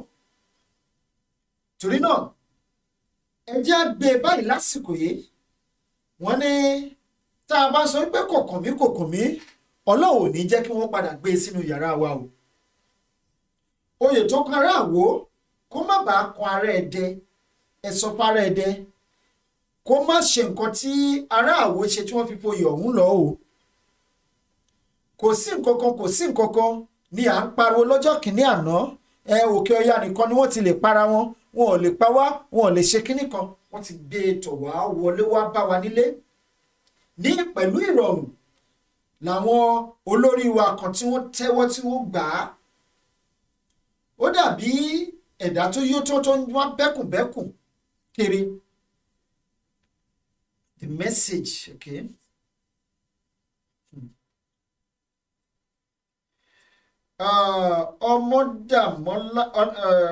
Ọmọtọ́lá àbí Ọmọlálọ́mí Àdìó Tòkunbọ̀ Òsénì Ìyẹ̀rú Ọ̀kín ẹ̀kú ètò ẹ ṣeun púpọ̀ sà ẹ káàbọ̀. Mo ní ẹ̀ka alẹ́ bàbá mi ẹ ṣeun o. They call northern Nigerians are religious bigots and illiterates. Torí náà ẹ̀yin èèyàn wa ṣé ẹ̀rí tá a bá jọ pa ọwọ́ pọ̀ yìí ká má wò pé nǹkan tó ṣẹlẹ̀ sí north lọ́jọ́ kìíní àná kó má wàá bá a di bẹ́ẹ̀. Torí náà ẹ jẹ́ ká dìde pẹ̀lú àwọn Biafra. Tó bá kan kàráǹgídá pé ká fi ọmọ ogun ṣọwọ́ sí wọn lọ́hùn-ún ká fi ọmọ ogun ṣọwọ́ sí wọn kájọ bá àwọn ará bí ìjà ká palẹ̀ wọn mọ́. Tó bá tún padà wá sọ́dọ̀ tiwa káwọn náà fi ọmọ ogun kan fi ránṣẹ́ sí wa káwa náà jọ ṣe kíni kájọ parapọ̀ ká ṣe kó lè dáa. Ṣé ẹ̀ ń gbọ́ Èkìtì parapọ̀ ẹ ti gbọ́ rí tẹ́ ẹ̀ báyìí tí ì gbọ́ rí ó ní tó fà á tí wọ́n fi sọ pé Èkìtì parapọ̀ ó ní tó ibi tá à ń lọ lẹ́nu kọ́ lélẹ́yìí kálẹ́kìtì ò parapọ̀ lọ́jọ́ kìíní àná Èkìtì ò lè ṣẹ́gun àwọn ọ̀tá o ṣùgbọ́n torí pé wọ́n wò wípé Arámọkọ ń ṣe tiwọn Ìjẹ̀rò ń ṣe tiẹ̀ Ìkẹrẹ́ ń ṣe tiwọn Ìgógó Èkìtì ń ṣe tiwọn bẹ́ẹ̀ náà ni Adó Ògbẹ́yìn Ayédùnkọ́ Ayédè àti bẹ́ẹ̀ bẹ́ẹ̀ lọ kálukú wọn kàn ṣe tiwọn bó ṣe wù wọ́n. Àwọn ọ̀tá ń wọlé wọ́n mú wọn ṣìkún wọ́n ṣe wọ́n bó ṣe wù wọ́n. Nígbà tó wá yá tẹ́kìtì wá parapọ̀ tó wá kó gbogbo ọmọ ogun jọ ẹ wá wo nǹkan tí battalion èèyàn ní ìfọwọ́sowọ́pọ̀ tó fà nígbà náà lọ́hùn. Bó ṣe máa jẹ́ lẹ́nìí lélẹ́yìí ẹ jẹ́ ká mú ọpọlọ wa wá sí round table káwọn náà mú tiwọn wá sí round table ká mú agbára tiwa wá sórí round table káwọn náà mú tiwọn wá sórí round table ká wá wò ó àwọn ọgbọ́n àwọn ọpọlọ àwọn agbára tá a níyì báwo ló ṣe lè wúlò fún wa. Báwo ni ó ṣe lè wúlò fún wa káwájọ lò ó papọ̀. Ẹ jẹ́ gbàgbé àwọn àṣìṣe tó ti ṣẹlẹ̀ látẹ̀yìnwá torí bá a bá ní káwọn dídùn òfòn a máa họra dé egun.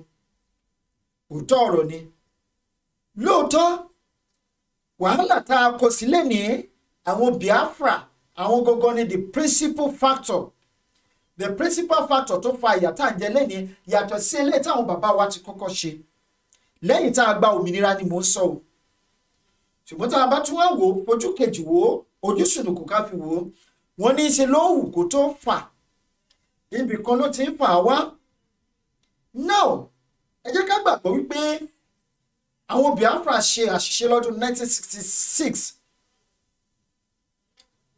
Now ní 1966 yà àwọn bàbá wa ṣe àṣìṣe lọ́dún 1950s.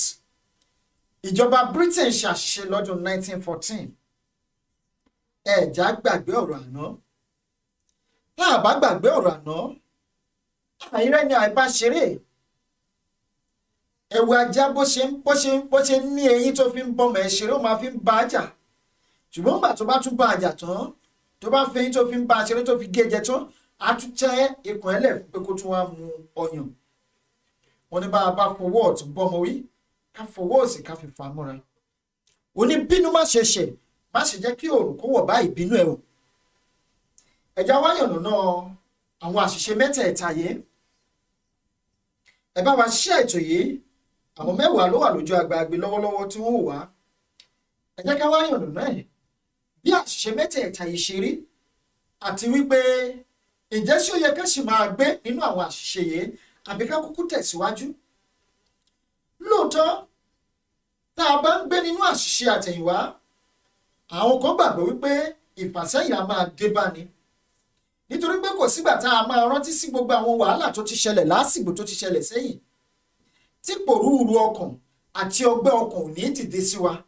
Nígbà míì rírántí àwọn nǹkan tó ti ṣẹlẹ̀ sẹ́yìn a máa fa ìrẹ̀wẹ̀sì ọkàn. Ohun tó yẹ ká fi wákàtí kan ṣe a lè padà ṣe lóṣù kan ká má parí ẹ̀ ká má yanjú ẹ̀.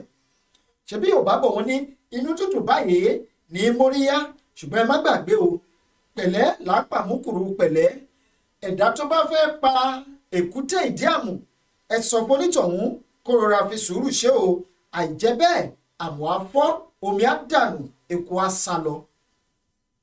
Àwa dàbí ìyàwó tó yà, àfàdá pakún, ikú sálọ, àdá sọnù sínú igbó. Èwo la fẹ́ múnú méjèèjì? Wàá pẹ́ láyé ojú ẹ̀ ò ní ríbi, ìkan ló máa fọwọ́ mú. Ẹ̀dá tó bá sì fẹ́ ga láyé, ó di dandan kí ẹsẹ̀ kò tínrín. Ẹ wá bèrè lọ́wọ́ wúrà tó ń dán yìí wípé bó ló ṣe ń dán. Ẹ jẹ́ mọ̀ pé iyẹ̀pẹ̀ ni wúrà tẹ́lẹ̀, kẹ́ ẹ tó wakùsà, kẹ́ ẹ tó gbé jáde, kẹ́ ẹ tó lọ sétídò, kẹ́ ẹ tó ṣàn. Nígbà tẹ́ ẹ bá ṣàn tán, ẹ wà rí lẹ́búlẹ́bú, lẹ́yìn náà ẹ dà sínú náà. Ẹ wá bẹ̀rẹ̀ sí ní máìnì ẹ fáyà with more than 1000 degrees centigrade ló máa fi melt tó ṣẹ̀ṣẹ̀ máa wá dì papọ̀ àwọn àdìwúrà tí gbogbo ayé ń sá tẹ̀lé. Ẹ̀yin èèyàn wa, ẹ já wá wo àwọn àṣìṣe mẹ́tẹ̀ẹ̀ta yìí. Lóòótọ́ àwọn èèyàn lè máa wò wípé àwọn kan sọ pé àwọn ọba kan ló sign sí amalgamation, àwọn kinní kan ló ṣe kinní kan. Nínú ìwé Lord Lugard kò sọ wípé ọba kan ló sign ní part àbí nǹkan kan, ṣùgbọ́n nǹkan tó sọ ni wípé wọ́n fún òun ní orílẹ̀-èdè méjì láti máa darí lẹ́ẹ̀kan ṣoṣo, ìyẹn ní the southern and the northern part of Nigeria. Náà wọ́n wò wípé báwo mo ṣe lè darí àwọn méjèèjì ló ṣe so wọ́n pọ̀ in an illegal way láì consult àwọn bàbá wa, àṣìṣe àkọ́kọ́. Ṣùgbọ́n ẹ má gbàgbé lọ́dún 1953 this same British government wọ́n wọ́n wa báwa ṣe ń wọ́n àwọn èèyàn wa kan lénìí wípé àwọn ará bí yìí are not good to go with. Ẹ jọ̀wọ́ ẹ fi wọ́n sílẹ̀ táàyè tí wọ́n kẹ́yìn máa bá ti ń lọ. Ṣùgbọ́n àwọn bàbá wa nationalist bí àwọn kan sì jẹ́ nationalist lénìí, wọ́n ní àforí àfọrùn àfi kí Nàìjíríà ó parapọ̀ kí wọ́n di kan ṣoṣo. Ọdún 1956 wọ́n wà ní Nàìjíríà kí wọ́n ní ọgbọ́n ọmọdé ò bá bá ìtàn abá àrọ́bá ní bàbá àtàn. Lóòótọ́ wọ́n ní àṣìṣe tiwọn, ṣùgbọ́n wọ́n gbìyànjú láti tún àṣìṣe ṣe nígbà náà. Wọ́n ní bàbá gbọ́ tẹnu ẹyẹ ẹ̀gà a máa ló ń pa àtó ni o. Ẹ jẹ́ ká máa wádìí àwọn ìmọ̀ ìjìnlẹ̀ ká sì tún máa gbìyànjú láti máa tutù dẹ́sẹ̀lẹ̀ kùkù kí gbogbo ẹ̀ kó lè yé àwọn ènìyàn wa tí ò yé, torí gbogbo wa náà kọ́ la máa mọ nǹkan lásìkò kan náà. Díẹ̀díẹ̀ èyí tá a mọ̀ lénìí a lè má mọ̀ lánàá, èyí tá a tún máa mọ̀ lọ́la a lè má mọ̀ lénìí, èyí tá a tún kọ́ lénìí a tún lè padà tún kọ́ lọ́la, ṣùgbọ́n kó tún gba ọ̀nà míì jáde which is another dimension. Ju gbogbo ẹ̀yin èèyàn wa, àwọn bàbá wa fi gbígbọ́ ṣaláìgbọ́. Eléyìí ni ìṣòro àti àṣìṣe táwọn bàbá wa ṣe lọ́dún 1959 àti 1960 tí wọ́n fi so wá pọ̀ pé báyìí o àti di orílẹ̀-èdè kan náà. Láti ìgbà yìí ni àṣìṣe tó ti bẹ̀rẹ̀ sí ní dé bá wọn. Làṣìṣe ti bẹ̀rẹ̀ sí ní dé bá wọn. Ẹ̀yin èèyàn wa, Ọlọ́run ò sọ fún wa wípé, àwọn alálẹ̀ ò sọ fún wa wípé, àwọn òrìṣà ilẹ̀ Yorùbá ò sọ fún wa wípé tá a bá darapọ̀ pẹ̀lú àwọn orílẹ̀-èdè kan àwa ò lè níláárí. Àṣìṣe táwọn tó wà lẹ́ni ṣe nìyẹn o. Ẹ jẹ́ ká wò ó ọ̀nà wo, kí nìdí tá a bá sọ pé náà ń jó lórí omi ẹni ká lọ kó irú ẹ̀ wá. Ẹ wo ìkótó di wípé Nàìjíríà di orílẹ̀-èdè kan náà. Òrèkóòrè eléyìí ò kì í ṣe àhesọ ọ̀rọ̀ bó ọ̀pọ̀lọpọ̀ ọgbà láti sọ. Ẹ wo àwọn oríṣiríṣi nǹkan tí Yorùbá ti gbé ṣe. Ẹ wá wò gbà tá a ti gba òmìnira. Ẹ wá wo àwọn àṣìṣe, àwọn ìdààmú, ìpòrúurú ọkàn, ìfòòró ọkàn, àìsinmi, àìbáyè tó bá Yorùbá láti ìgbà náà. Ó wá di wípé à ń tinú agbada inú ayanran bọ́ sínú iná. À ń lọ láti inú ìṣòro dẹ́nu ìṣòro, láti inú ìgbèkùn kan wọnú ìgbèkùn kejì. À ń wọnú túbú kó sínú gbágá, à ń tinú gbágá kó sínú ọgbà ẹ̀wọ̀n. Bó ṣe ń lọ láti ìgbà náà léléyìí, àwọn kan sì lajú wọn sílẹ̀ lónìí, wọ́n lajú wọn sílẹ̀ kí tàlùbọ̀ ó kó sí. Ṣùgbọ́n àwa kọ́. Ẹ má gbàgbé àkòrí ètò wa tòní, kí nìdí tí a ṣe ń láti wà papọ̀, tí a ń láti ṣe fi ìmọ̀ ṣe ọ̀kan. Kí ni ìdí? À ń bá bọ̀ ni wípé ẹjẹ́ gbàgbé ọ̀rọ̀ ẹ̀yìn ká lè rẹ́ ni à ń bá ṣeré. Wọ́n ní òkúròrò kì í kóyàn jọ, àbí bẹ́ẹ̀ kọ́ lẹ́yìn bàbá wa ṣe máa ń wí. Òkúròrò kì í kóyàn jọ o. Ẹ jẹ́ wá tẹ̀síwájú. Àwọn àṣìṣe míì táwọn bàbá wa ṣe ni wípé wọ́n fi àyè sílẹ̀ kí Nàìjíríà ó di republic lọ́dún 1963. Nàìjíríà di republic, agbára kúrò lọ́wọ́ àwọn ọba. Kò sí orílẹ̀-èdè tó jẹ́ republic tí àwọn ọba máa ń láṣẹ.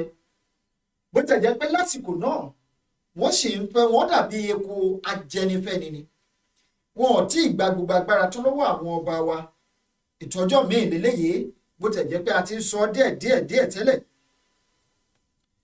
Ẹ ṣeun ẹ̀yin tẹ́ ẹ ta àtẹ̀jíṣẹ́.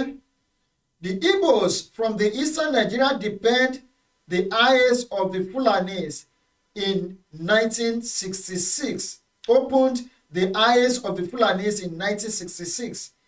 Adeleke Gani àtúnyẹ ká lólóòtú ẹ kó iṣẹ́ takuntakun. Wọ́n ní Oòduà gbè wá o, àmì àṣẹ Ìdùnnú. Now, abámbárí ẹ̀ ìṣòro àti àṣìṣe táwọn Biafra ṣe tó fi kó wa sínú ìgbèkùn báyìí, ó ní eléyìí tó wáyé lọ́dún 1966. Nígbà tí regional system of government in Nigeria was destroyed and dissolved, cancelled. Ranches tá ń pariwo lẹ́ni Yorùbá ní káàkiri tó yẹ pé àwọn màálùú wa bẹ́ǹkù tí bàbá wa kan sọ pé àwọn màálùú kan ń gbà náà wọ́n worth more than 500,000 naira, 1 million naira. Ẹ wá wò sásìkò tá a wà yìí. Now, nígbà tí a bẹ̀rẹ̀ sí ní ṣe ìjọba tiwantiwa, gbogbo wa la rí àwọn nǹkan tí àwa achieve. Mo rí àtẹ̀jíṣẹ́ kan mo rí lójú agbègbè tí wèrè kan sọ wípé òun ò faramọ́ ọ̀rọ̀ ilẹ̀ Odùduwà, pé torí tá a bá lọ kí la ti produce kíní kan. Mo wá jókòó, mo kọ́kọ́ wò pé mi ò ní fún létí torí pé ọ̀rọ̀ dìdìrìn, ẹnu dìdìrìn láti máa ń gbọ́.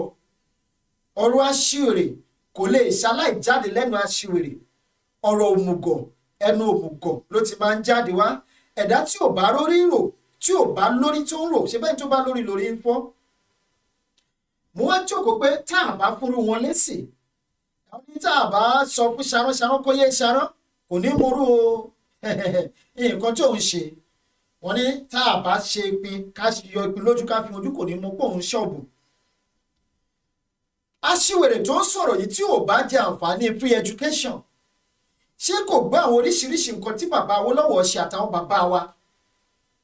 a sì ń sọ ní gbogbo ìgbà wípé railway tó ń lọ láti Èkó láti Ìdó-Èkó lọ sábẹ́òkúta 1897 la ṣe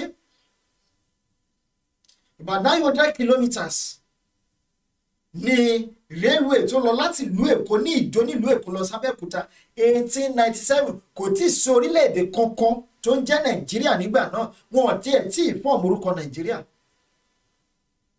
nígbà tó di 1901 railway road tó lọ láti Èkó lọ sí Ìbàdàn ni a kọ́ ta ní railway ní 1901 wọn sọ pé between 1901 and 19 kìíní kan o 1901 la kọ́ àti ní university ní 19th century.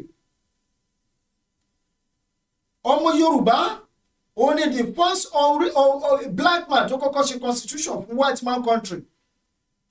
ẹ̀já wa kúrò mbẹ̀ lọ́dún 1907 títí di ọdún 1913 òun la kọ́ Tinkan Island. ẹ lọ wọ́n ní bọ́mọdé ò bá bàtàn àbárọ̀bá kó tó di wípé wọ́n ṣẹ̀ṣẹ̀ wá amalgamate Nàìjíríà papọ̀ lọ́dún 1914 1913 láti kọ́ Tinkan táwọn Fúlàní jẹ gàba lé lórílẹ̀-èdè. owó orí àwọn ọmọ Yorùbá àwọn bàbá wa la fi kọ́. tí ẹni tó sọrú nǹkan báyìí jáde lẹ́nu kò tiẹ̀ rókòwò pé kí ni àwọn achievement àwọn bàbá wa sẹ́yìn kí ni achievement wa láti gbà tá a ti wà nínú Yorùbá.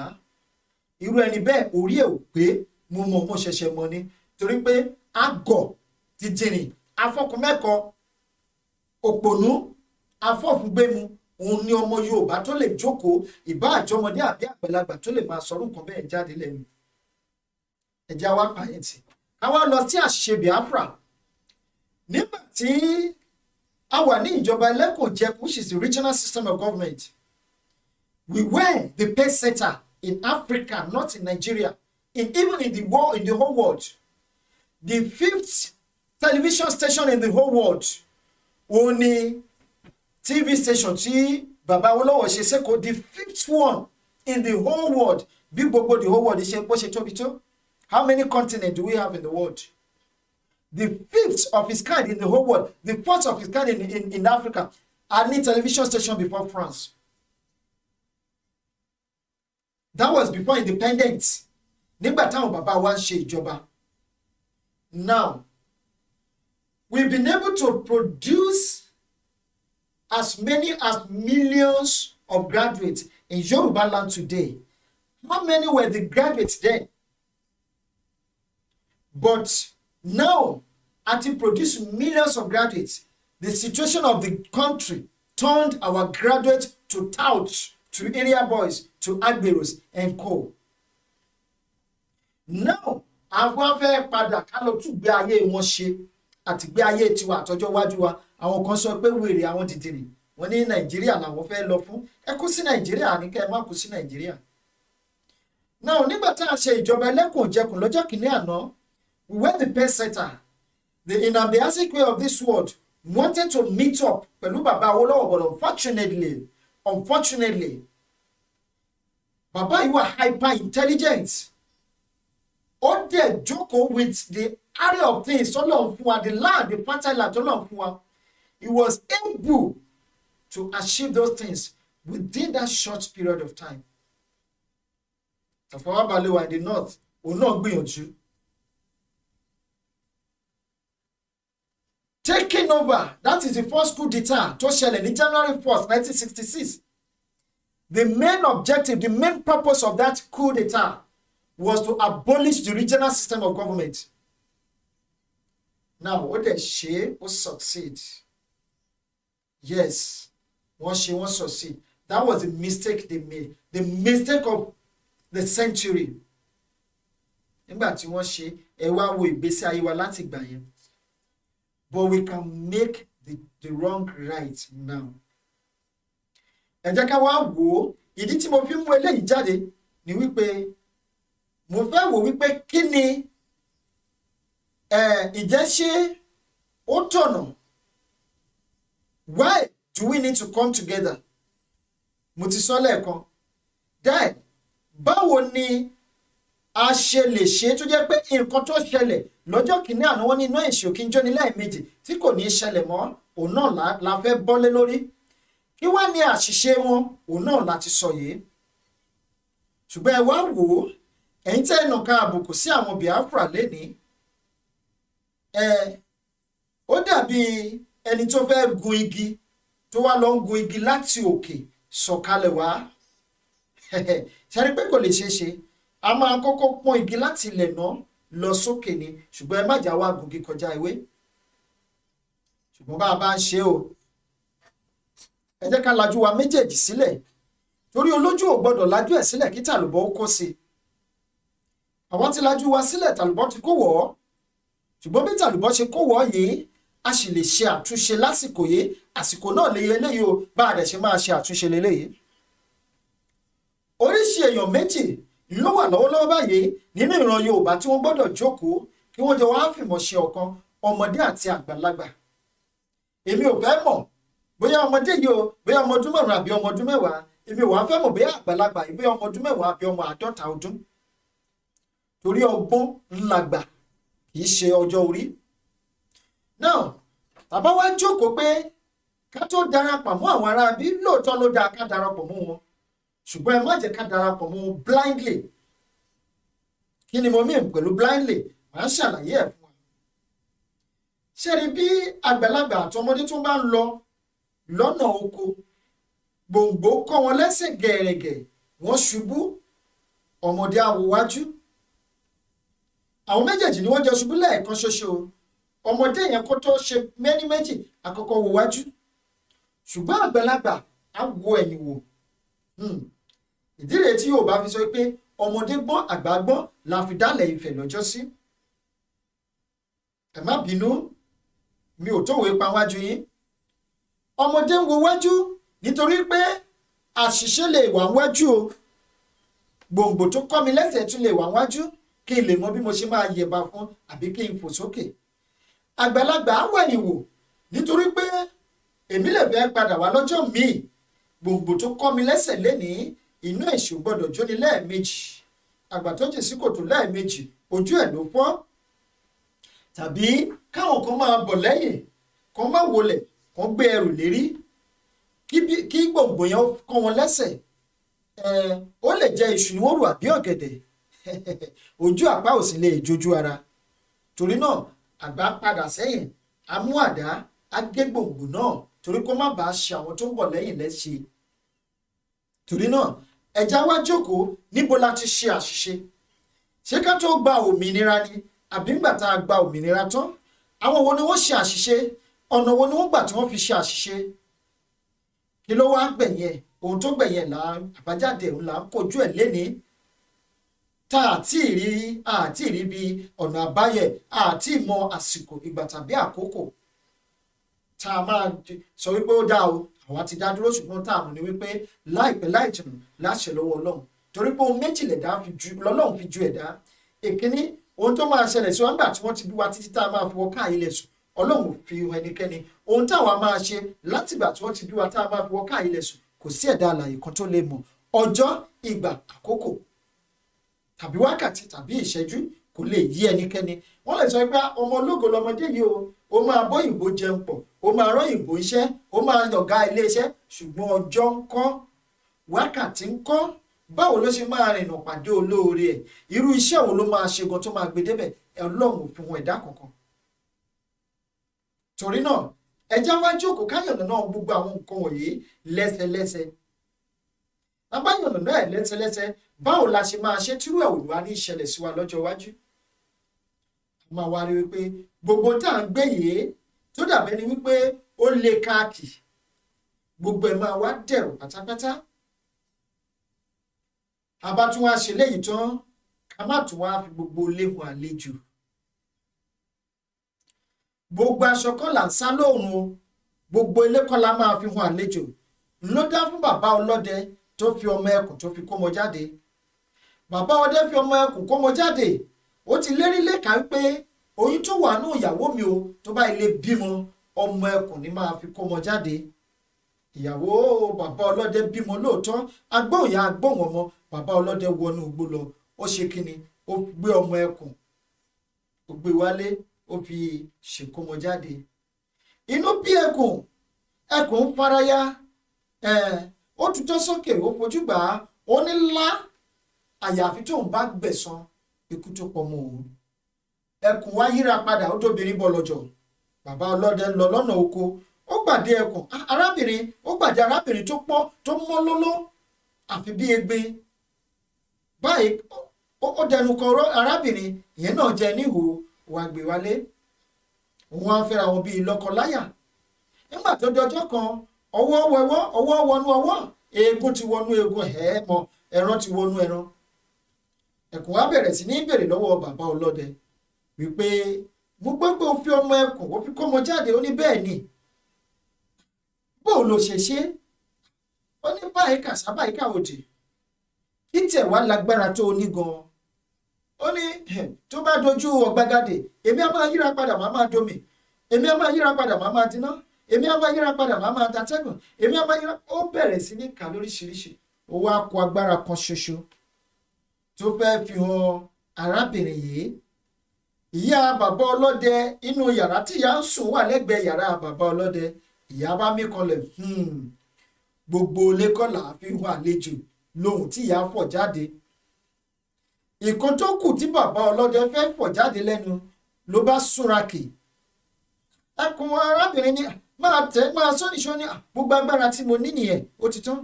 Nígbà wá dọjọ́ kejì, bàbá ọlọ́dẹ ń lọ sọ́nà oko, ó fẹ́ lọ pẹran. Akíkanjú ọdẹ bó ṣe ń lọ, ó ti pàdé arábìnrin níwájú. Arábìnrin náà ṣe rí i, tójú kọjú báyìí, ó yíra padà, ó di ẹkùn. Bàbá ọlọ́dẹ náà yíra padà, ó di kìnìún. Ó bá gbá kìnìún mú lọ́rùn, kìnìún yíra padà, ó di ẹkùn, ó dì mú. Nígbà tó yá, ó di oríṣiríṣi nǹkan, iná ni o, omi ni o, gbogbo ṣáà dì mú. Nígbà tó yá, bàbá ọlọ́dẹ wá yíra padà, ó di lámilámi. Nígbà tó wá di lámilámi, ẹkùn wá bo lámilámi mọ́lẹ̀. Ṣé ẹ mọ tó ń jẹ́ lámilámi? Dragonfly. Ó wá mú, ó yẹ̀ wò. Ọ̀gbẹ́ni yóò sọ pé òun lè di lámilámi, ó ṣe sọnù ni ó bá bá tiẹ̀ lọ. Láti ọjọ́ náà lòwe náà ti wá fẹsẹ̀ múlẹ̀ wípé gbogbo ilé kọ́ la fi hàn àlejò. Èyí tẹ́ ń jà fúnlẹ̀ Yorùbá, Oòduà gbè wá lẹ́yìn o, Oòduà tì wá lẹ́yìn o. Àwọn aláwìroko àwọn aláwìrodò wọ́n á wí tiwa rẹ o. Àwọn tọ́lọ́wọ́n bá gbélé ayé lọ́wọ́ wọ́n fẹnu yọ̀ wíta wa o. Àṣẹ tí ò ní sí fún wa o, nítorí pé àṣeyè báyìí lálá kan ṣepo. Tí ò sí fọ́lọ́wọ́n bà, bẹ́ẹ̀ náà ni àṣẹ tí ò kì í sí fẹ́lẹ́dùwà lórí ìtẹ́. Àní ṣe tí o, àní bá tì, bẹ́ẹ̀ náà la àní tá tì. Ṣùgbọ́n ṣá o, ojú báyìí ni alákàn fi ń ṣọ́rí. Ó sàn, kódà ó sàn jù bẹ́ẹ̀ lọ tá a bá darapọ̀ pẹ̀lú fún Biafra. Torí pé kí ni àwọn United Nations lélẹ́yìí tí wọ́n tún ṣẹ̀ṣẹ̀ wọ̀ ní wa ní yàjóyàjó wípé ẹ wo ẹ̀dá kan díẹ̀. Reports at the United States, Onyx News report that the United States has said that the southern part of Nigeria should stay on alert because terror groups are already establishing their presence in the country and moving down the south. Ẹ má wò ó wípé wọ́n tún ti dé o pẹ̀lú propaganda. Lóòótọ́ nínú information nínú propaganda ń gbà míì truth á máa wà o. Ṣùgbọ́n ẹ má gbàgbé pé Amẹ́ríkà ló kọ́kọ́ pariwo tó ké tantan wípé àwọn ISIS, àwọn Al-Qaeda, àwọn terrorist group wọ́n ti sọ̀rọ̀ àdí gbogbogbò wa. Ṣèbá àgbàgbé lọ́jọ́ kìíní àná àròpọ̀ ń ṣeré ni. Ṣùgbọ́n lẹ́ni ń kọ́ ṣé wàá jẹ́ irọ́ bóòótọ́ ẹ̀yin èèyàn wa. Ẹ jẹ́ kí a máa gbàgbọ́ o, ká máa gbàgbọ́ torí ó ń bọ̀ àwọn là ń dẹ́ẹ̀dì. Ẹ jẹ́ kàkà tí kò yé síwájú dé ẹ̀yin èèyàn wa. The warning, Onyx News, understand, was made in a media briefing which was monitored by the cable. It was monitored by the cable. Darvin Anderson, commander of the United States Special Operations Command, Africa, said Al-Qaeda is also expanding to other parts of West Africa.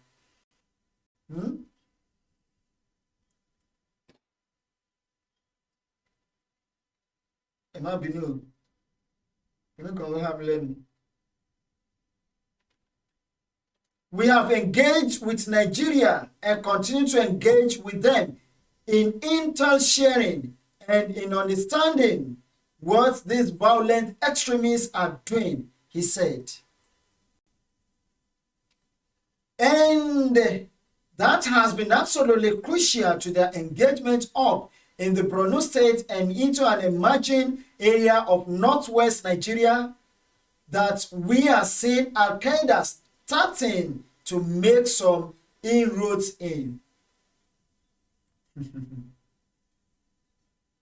Ẹni bá lérò wípé òun ti dúró kó kíyè sára o kó má bàa ṣubú ìgbà ewu ti dòde o ìjà fẹ́rẹ̀ dé. So this intelligence sharing is absolutely vital, and we stay fully engaged with the government of Nigeria to provide them with an understanding of what these terrorists are doing, what Boko Haram is doing, what ISIS West Africa is doing. And now ISIS and Al-Qaeda are looking to expand further south into the littoral areas. Anderson added that for international efforts to yield desired result in the fight against terrorism in Nigeria, the government must take the lead. We don't need them to take the lead anymore because we've already concluded, we've already made our decision, and nothing can change the decision.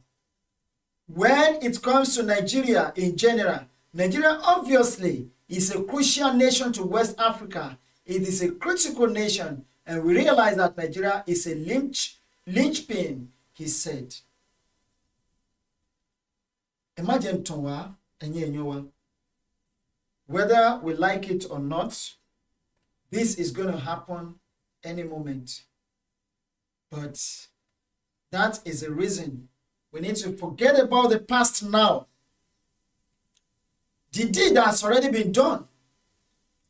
They've dissolved the regional system of government, and we persuaded them to go on to stay back in 1966 when he took over. Yes, that's one of the mistakes we made. We have made that mistake, and we need to correct the mistake now. And how do we correct the mistake? We need to come together. We cannot continue, we cannot afford to continue living in the past. Otherwise, it's going to affect our future. Tí a bá fẹ́ kí kíní kó affect future wa, we need to forget about the past now. We need to forget about the past now. Forget about the mistakes made by the Biafra. Forget about the mistakes made by our leaders in the Western region. Forget about the mistakes made by British government in 1914. Let us focus on the possible solution, the way out. How do we come together? How do we come together and get rid of these bandits, of the terrorists, of the Nigeria? How can we come together and disintegrate the country? The possible solution and the way out, how to go about it. The Biafrans are not coming to take over our lands. They have never made that statement. And if they have it in mind, they already know that they're going to fail. Yoruba can share, yes, but can lágbára kékeré ṣèkejì. Can lágbára kékeré ṣèkejì. Kí Biafra mágbára wá káwa náà mágbára wá. Fúlàní máa gbágbára lẹ̀. Àwọn ìkókó wà tí a fi ní edge over Fulani now. The whole southern part of the country tó fi ní edge over Fulani I will not say it here on air. But if we can capitalize on that, can continue láti máa push forward. In Yoruba rally, we need the presence of Biafrans there. And when Biafrans are fighting, they need the presence of Yoruba there. Then when we come together, we are going to use that opportunity. We are going to seize that opportunity to overcome them. Kíni yìí, ó wà lẹ́gbẹ̀ẹ́ wa, we might not know it. A lè má máa observe. Even àwọn tó wà nínú caucus bó ṣe ń ṣẹlẹ̀ might not even take note of it. Wọ́n tẹ̀lé má mọ̀ anything. But that is one of the strongholds táwa ní as the Southerners. Now, kí ni nǹkan táwa ní láti ṣe? Màá sọ nǹkan tá a ní láti ṣe. Ẹ ká wo àwọn nǹkan tó wà lójú agbègbè. Ayọ̀rẹ́, wọ́n ní we have to be careful about visitors. History must not repeat itself. Victor Adeleye, every Yoruba indigene should carry a biometric identity card and have a sophisticated data. Adewale Shakiru, wọ́n ní ẹkú ètò Bàbá Ìjìnlẹ̀ Marcus, Yoruba nation yẹn ṣe bákanbákan. Yeah, the connection is back. The connection is back. It's quite unusual. Ẹ má bínú. It's pretty unusual. It's unusual. Yes, we are back again. We're back again. Let's continue to share this program. Now, the damage has been done. The deed has already been done. But we need to come back and correct our past mistakes. Láti lè rí ọ̀nà àbáyọ.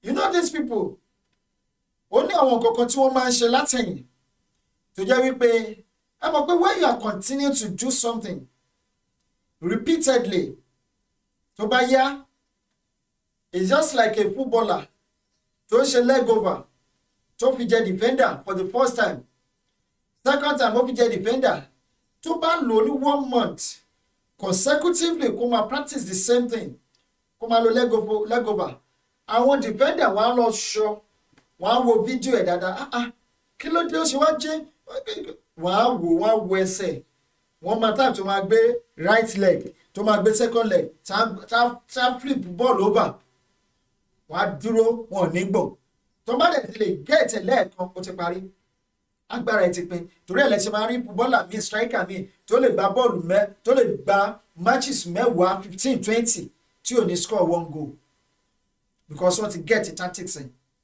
ó ti monopolize the tactics ẹ̀, kò ní different skills. The same thing applicable to Nigerian government now. Ẹ wo gbogbo àwọn agenda, gbogbo àwọn tactics tí wọ́n ń lò láti fi takò wa, àwọn tactics àwa fún wọn lọ́dún 1967 sí 1970 òun ni wọ́n ń lò lọ́wọ́lọ́wọ́ báyìí. But when we come together, àwa wò wípé àwa la lọ́gbọ́n yìí náà. Ọmọ mi rántí ìtàn bàbá kan àti ọmọ ẹ̀ láyé ọjọ́ sí. Adétutù Diana Akóbíadéyà, wọ́n ní ẹkú ètò olóòtú Odùduwà àgbè gbogbo wa àmì àṣẹ Èdùmàrè. Yà ṣe rí bàbá yìí ó bí ọmọkùnrin kan ṣoṣo. Ọmọkùnrin kan yìí àtọmọdé àtàgbà ló ń nà án. Ọmọdé á lù bí ẹran jẹ bí kúkú bí yíyè. Àgbàlagbà á lù bí kíkú bí yíyè. Bàbá ìwà wò wípé kí ló dé ọmọ tó yóò gbọ́n. Bàbá yìí ó ṣe kí ni ó gboko àwọn bàbá wa mọ́nímọ́ní lọ. Wọ́n wá ṣe òrùka kan fún bàbá yìí wípé òrùka yìí o ẹ bá ti délé ẹ fi sọmọ yín lọ́wọ́. Tó bá ti tíjà bá ti ń ṣẹlẹ̀, tó bá ti gbé àwọn èèyàn sókè kó sọ wípé àyínìke tí wọ́n bá ti mọ ẹ̀rọ ẹ̀ aláwọ̀ mọ́lẹ̀. Ẹ má jẹ́ ìtàn yìí, ẹ̀yin kọ́ yìí. Ẹni tí ọmọdé lù tágbà ń lù lọ́jọ́ kìíní àná, ẹ̀kan náà ló kàn yí pìrí, òun àdì warrior, ó di terror sáàrin ìgboro.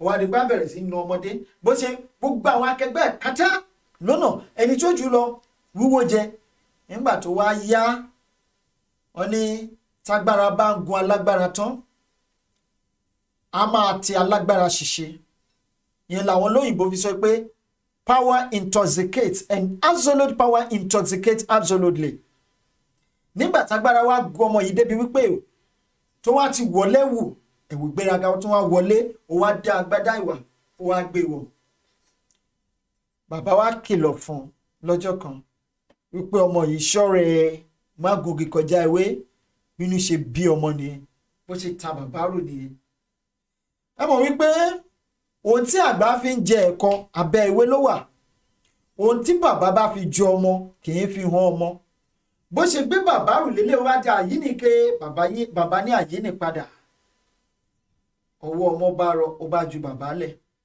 bí jíjù bàbá lẹ̀ tó ju bàbá lẹ̀ báyìí bàbá bá ta ọmọ rù bó ṣe gbèrò ní wá dé àyínìke ọmọ wa ń wò bàbá ṣe la ọmọ mọ́lẹ̀ lé ló bá bọ́ọ̀lù kà lọ́wọ́ ẹ̀ olórin tó mọ ẹ̀dá tó bá mọ àyínìke tí ò mọ àyínì padà kò bọ́ sí i torí náà ẹ̀yin èèyàn wa ẹ jẹ́ á ṣe báyìí kí gbogbo ẹ̀ kó lè dùn rí fúlàní mọ àyínìke àwa lá fún wọn lóòkà òòkà inú wọn á fi gbé wa sókè wọn mọ àyínìke ṣùgbọ́n wọn mọ àyínì padà ẹ jẹ́ ká wá jókòó ká wò pé agbẹ́ tá a fún wọn lọ́jọ́ kìíní àná ó yẹ ká ní ọ̀nà àbáyọ sí i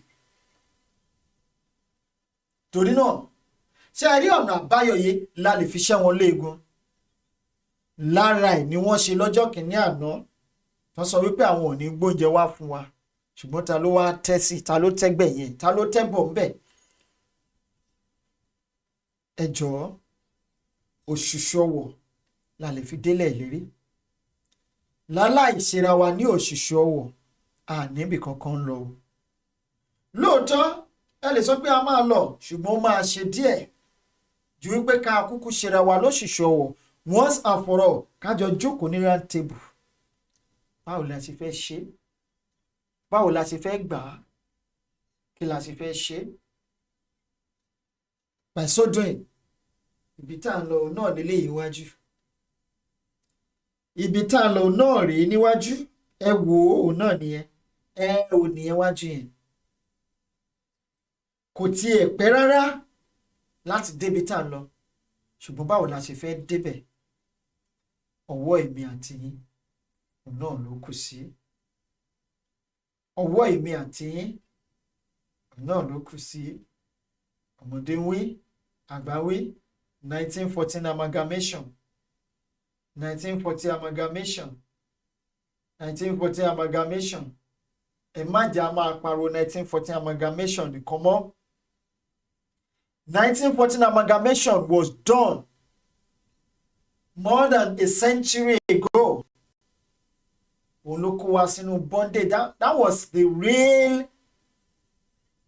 root to lead wa sínú bondage táwa yìí. Now we have realized our mistakes. How do we get out of this problem? How do we get rid of how do we make this correction? Only without a mistake, there won't be a correction. So how do we correct it? Do we correct it by still continuing to call ourselves Nigerians? Are we going to correct it? Nígbà tá a ṣì wà nínú Nigeria, I say no. Typical no, capital no. A lè máa gbé nínú ẹ̀ṣẹ̀ ká ní kórè ọ̀fẹ́ pọ̀ sí. Ọlọ́run ò dá wa dá Nàìjíríà kò dá wa mọ́ Nàìjíríà ká má tanra wa jẹ. Ọlọ́run dá wa gẹ́gẹ́ bí orílẹ̀-èdè, the most populous black nation in the world, even tí a bá tiẹ̀ pín.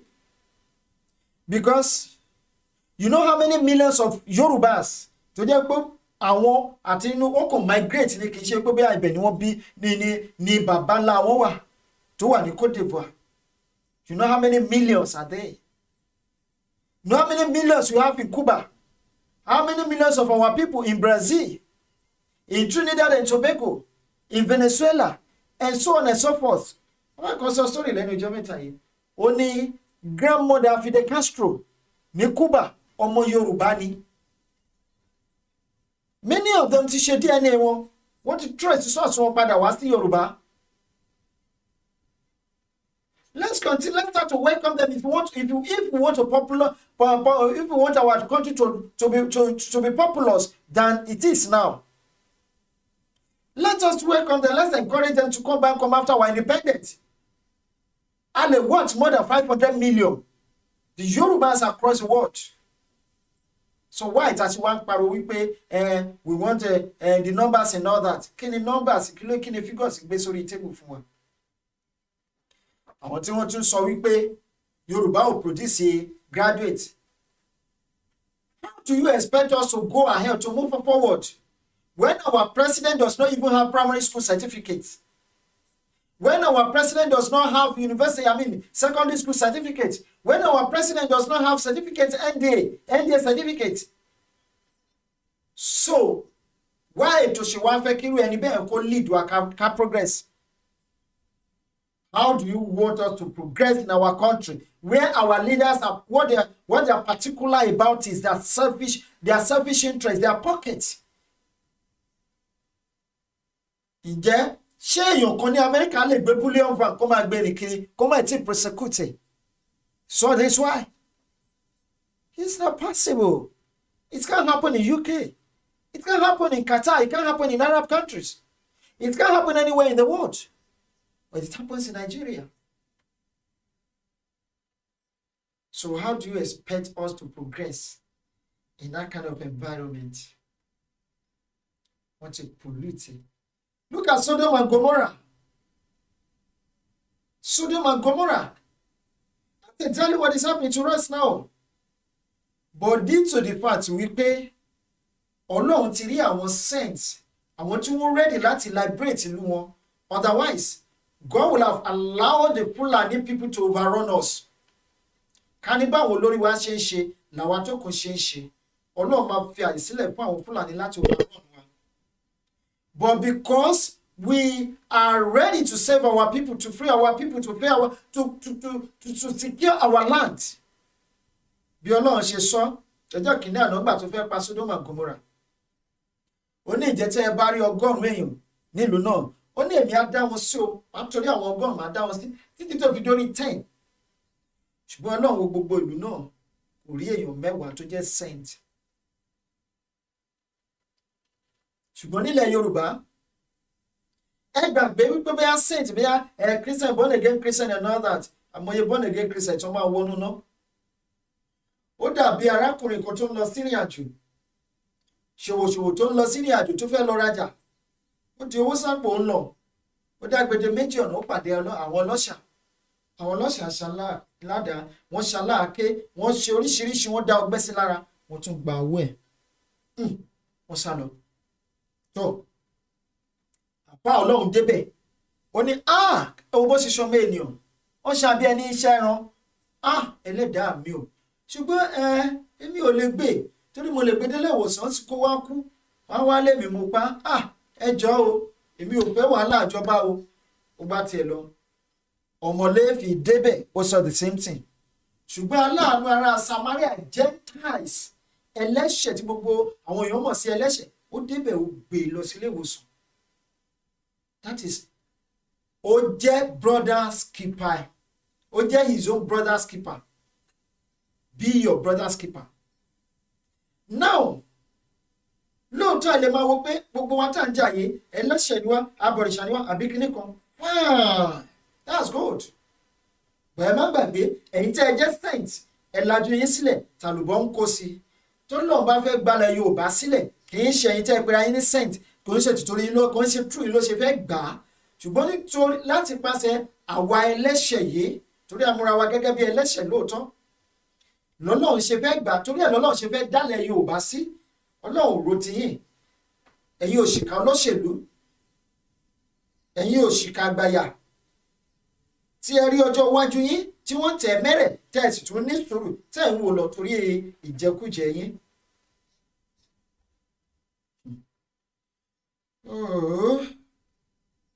Ó máa lẹ́yìn. Victor Ajílẹ̀yẹ, wọ́n ní Yorùbá nation will have an office of national statistics that will record the registration of births and deaths like United Kingdom. Ẹ̀mí Ọ̀làdìmẹ́jì wọ́n ní ẹ kú iṣẹ́ takuntakun bàbá. Victor Ajilaye give Fulanis a free passage to return home to the Sahel. Wọ́n ní there is a Yoruba Oba in North Carolina, United States of America. All Fulani Seriki's palaces in Yoruba land should be used as public libraries of museum. We don't want Fulani anymore in our land. All we need is let's come together. Establish our nation. Glory, truth. On love and truth. Nothing but love and truth. Love in the sense that you love everybody, love the land. Then fear. You need to fear God. Fear whatever you are serving. Fear your people. Fear the land. Work towards the progress and the amelioration of the country. So that a lè jẹ́ pace setter bá a ṣe jẹ́ pace setter lọ́jọ́ kìíní àná nílẹ̀ Yorùbá. All these things are achievable. They are all achievable. Ká tó mọ nǹkan tó ń ṣẹlẹ̀, a máa délẹ̀ ìlérí. Aago 10 kọjá ìṣẹ́jú 29 lọ́dọ̀ tiwa ń bí. Aago 10 kọjá ìṣẹ́jú 29. Ẹ jẹ́ ká tẹ̀síwájú díẹ̀ sí amalgamation. Wọ́n tún kọ̀rọ̀. Wọ́n tún sọ̀rọ̀ nípa Nàìjíríà, wọ́n tún fi French kọ́ corruption. 453 million. Gbọ́n ló jáde.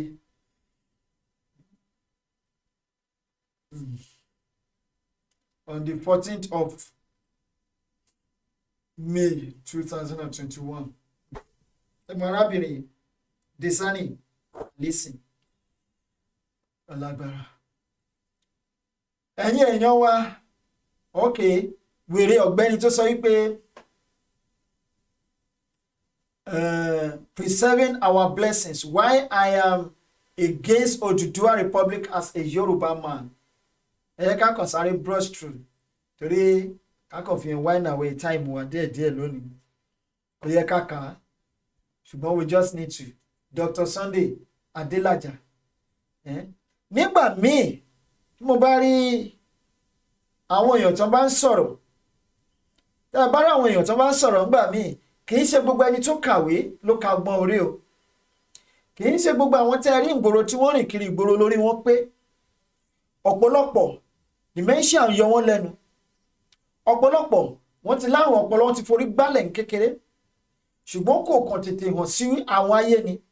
Tẹ́ bá rí wọn gbòòrò, wọ́n á máa rìn bí èèyàn gidi. Tádèmí ní àṣẹ̀ṣẹ̀dé òṣì bí ọlọ́rọ̀ kan là ń rí. Ọ̀pọ̀lọpọ̀ tẹ́ bá rí wọn pẹ̀lú ìhùwàsí àti ìṣesí wọn lẹ máa fi mọ̀ wípé yẹgbẹyẹgbẹyẹgbẹyẹgbẹyẹgbẹyẹgbẹyẹgbẹ ó mà ṣe o. Tẹ́ bá ti gbọ́ ó mà ṣe o. Kàn mọ̀ wípé ó bọ́ lọ́wọ́ ọmọ tó ń jẹ yẹ̀pẹ̀.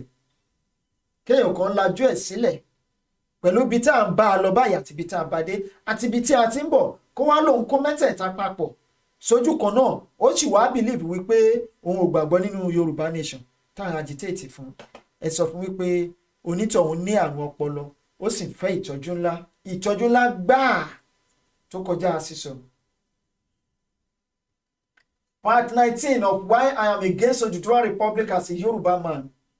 Ẹ bá lọ wo arákùnrin yìí, a fẹ́ jọ wípé ó ní connection pẹ̀lú àwọn olóṣèlú. Ẹ jẹ́ ká lọ sórí Facebook ká lọ wò.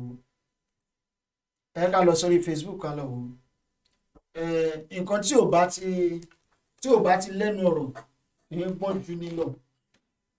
Kò lẹ́nu ọ̀rọ̀ náà ní kò pé méjì.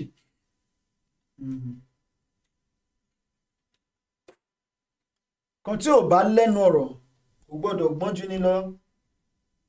Ohun tí ò dáa kò dáa. 32% of elites are the ones pulling us back.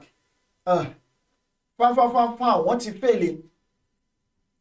ẹ jẹ́ kí a paste orúkọ bàbá yìí Sunday Adélàjà ẹ ká wo Facebook ẹ̀ ká tẹ̀ wúrú ẹ̀dá tó jẹ́ ẹ ká orí ẹ̀dá tó jẹ́ Sunday Adélàjà ó ní ẹni tó ń kọ ọdọ abẹni tó ń kọ átíkù wèrè yẹn lélẹ̀ reason why money diminishes in your hands. Our prosperity chairman. This is a page of community where Dr. Sunday Adelaja informs about his oncoming events and educational projects. Sunday Adelaja.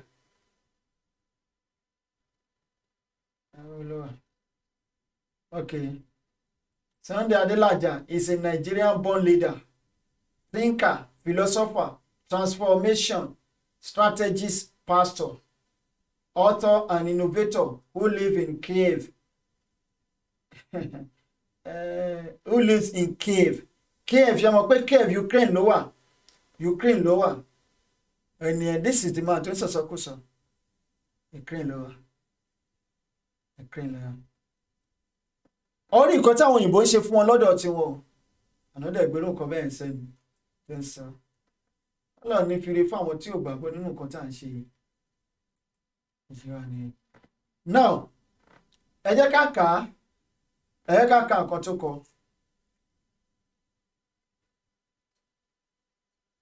My fellow Yorubas, we cannot afford to throw all the blessings we have in Nigeria away just because we are angry at our neighbors. Lagos Real Estate Guru Oluokewo has recently said that if the succession plan falls through, the Southwest will lose out the most, as the only thing they have produced over the years are mostly area boys and fake pastors in this world. Okay, kò ṣe Adélàjà ló kọ kíní Oluokewo. Let's go back to Facebook and check his Facebook. We have time. We are going to Tushu Desale Koko. We are going to Tushu Desale Koko. Okay.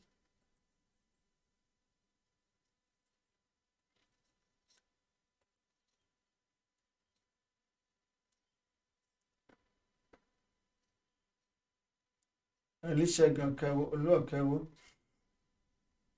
This is it. Irú wọn òṣòro dámọ̀ kò ṣòro dámọ̀ Oluokewo Rural Construction Studies at University Estate Kìíní Federal Government Jobs lives in London. Èèyàn tó ń gbé ní London ló ń kọ nọ́nsẹ̀nsì yìí. Èèyàn tó ń gbé ní London.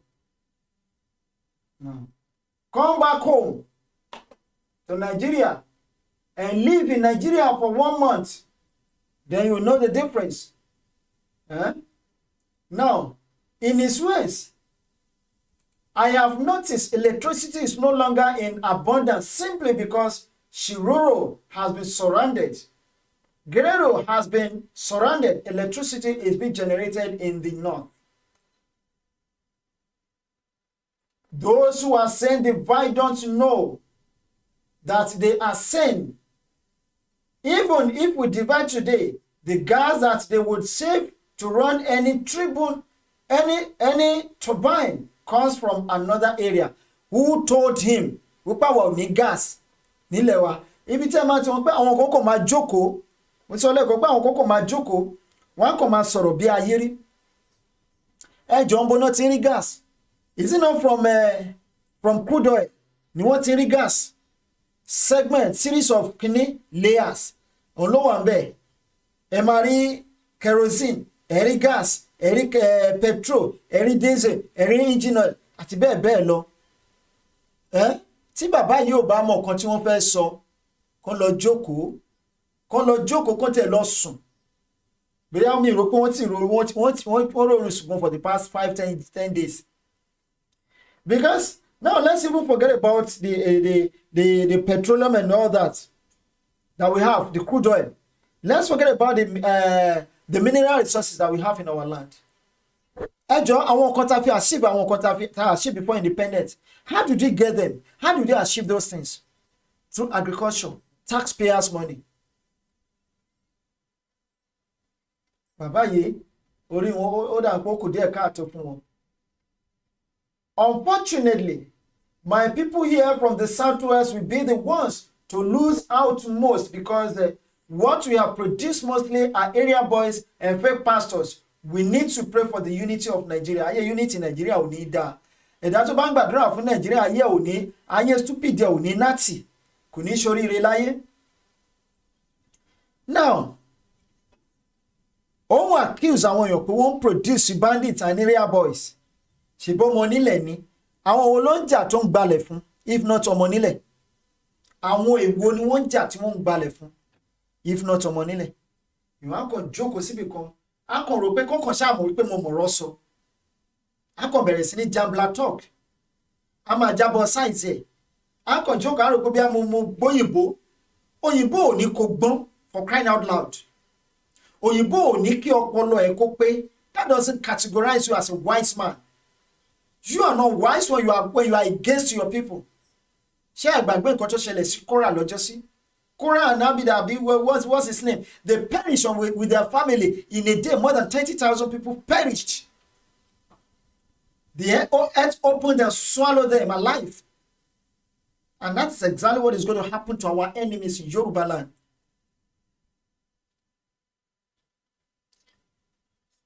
Sunday Adelaja is a Syria 419.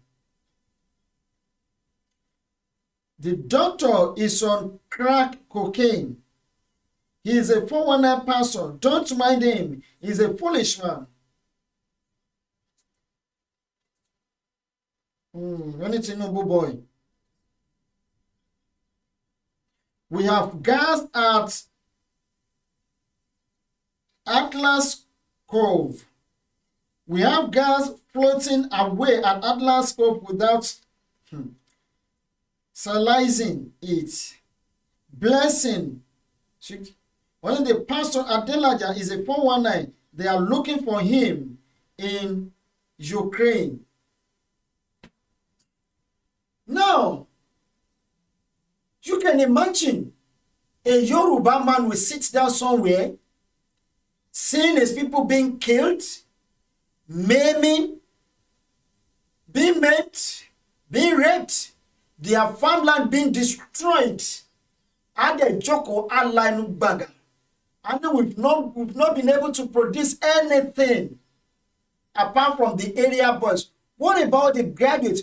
Even as worse as our universities and tertiary institutions are, in Nigeria, we still produce tens of thousands of graduates every year. Tens of thousands of graduates every year in the southwest of the country. Where do they work?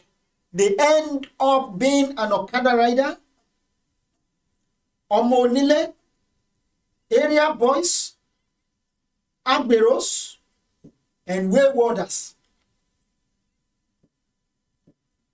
Despite the fact that vastly majority of them won't journey with very high grade, very good and exceptionally great. Exceptional grade, I mean, best grade, fine grade. Hello, me first class, it means second class upper. It might be no grammar, me. Or look at your balara to know yobo.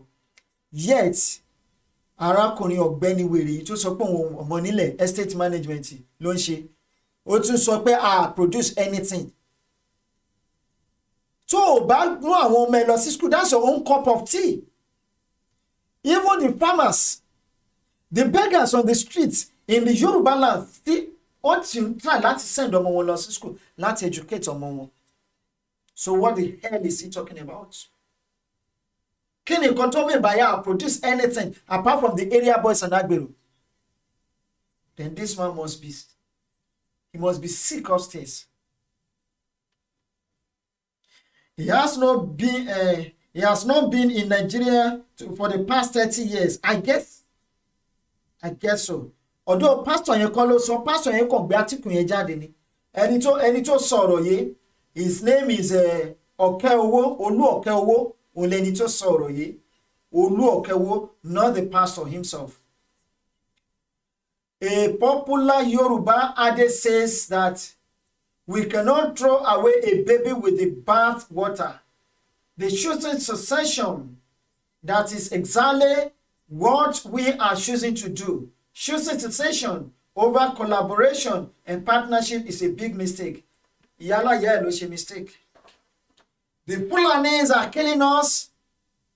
The Fulanis are boasting that Nigeria belongs to them. Wèrè that the Dinikonse one sorry pé we need to continue to collaborate with the people that are coming to kill you. The people that are coming to destroy your land. The people that are coming to destroy your future. Òun ló wá fẹ́ collaborate mọ́. Ó dàbí ajá tó kàn gbéra lọ́jọ́ kan tó ní kíni mo fẹ́ ṣe o. Ó dáa mo fẹ́ ṣe mi ò rí ṣe. Ẹ jẹ́ lọ ká kìnìún mọ́ inú bùbá. Ẹ jẹ́ lọ ká ẹkùn mọ́lé. Kí n tiẹ̀ lọ bọ́ ẹkùn lọ́wọ́. Ẹ jọ̀ọ́ tá bàbá ló jẹ́ bọ ikú lọ́wọ́ kó tún yè. Kò sí bàbá lákọ ẹni náà tó lè bá ikú jẹun pọ̀. Kó wá lóun máa yè. You can't escape it. You can't escape it. You can't escape it.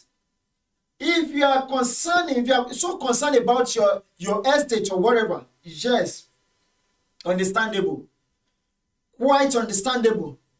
But we can assure you that nothing is going to happen to your estate or your ilẹ̀ tó ti bóyá ọ̀dẹ̀ ti jagun balẹ̀ tó ti jagun balẹ̀ tó wá rò pé kí ni nǹkan tí mo lè ṣe. If Nigeria should go today, òun ò ní láti lórí ilẹ̀ kan pé this is my own land. Because we are going to make everything easy for everybody. That we even think of okay, jẹ́ kí n lọ ra àwọn acres going to become because we are going to restructure our land. We are going to rebuild our cities, our villages with the same structure. So, mi ò wá mọ nǹkan tó wá ń ṣe láti ìgbà tí wàhálà yìí ti bẹ̀rẹ̀, ó wá di ilẹ̀ mélòó ló ń tà, ó wá di ilé mélòó tó ti rí tà. Nobody will patronize him because the people abroad are not ready to buy anything or to do anything in that country anymore until everything tí à ń ṣe tó bá come to reality. Say I just sometimes máa kò máa rẹ́rìn pé àwọn kan máa tiẹ̀ ponú o wọ́n pera wọn ní àgbà wọ́n ponú. Only we should know that all countries have gone through the challenges that we are going through right now. Country mélòó ló go through nǹkan tẹ̀yìn go through to succeed or to survive. The 10% of what is happening to us in Nigeria cannot happen in any country, any European country. In what America passed through. When America was going through their own, not as severe as our own. Yet, what did they? They fought and they conquered. And eventually got freed. They were free. In just tell law cannot happen in anywhere in the world. Shadi, Sudan, wọ́n kọjú tí wọn, they stood up and they fight for it, they fought for it. So, èmi ò wá mọ bí tí wèrè yìí ti wá rí ọpọlọ tó sọ pé òun gbé lérí ọpọlọ tó ti ẹ̀jẹ̀ ti gba àwọn kan ní ó ti gbá forígbálẹ̀ kékeré ní anyway. Kò sí ò bá forígbálẹ̀ kékeré kò ní máa kọ àwọn nonsense òṣì yìí jáde lẹ́nu. Some of them have gone through world challenges. Countries like Germany, America, England, France has been through worse situation. Most of them has gone through worse crisis, but they survive it because they choose to stay together and solve all their problems. Now, let me tell you, Mr. Laja, Biki Lorukwe, Didini Laja, Abi, Kilorukwe, Olu Oke, sorry, Olu Oke Owo, Didini Oke Owo, sorry, Mr. Laja. Let me tell you something that you fail to understand. Nínú nǹkan tó ṣẹlẹ̀ ní Germany, nǹkan tó ṣẹlẹ̀ ní France, nǹkan tó ṣẹlẹ̀ ní America.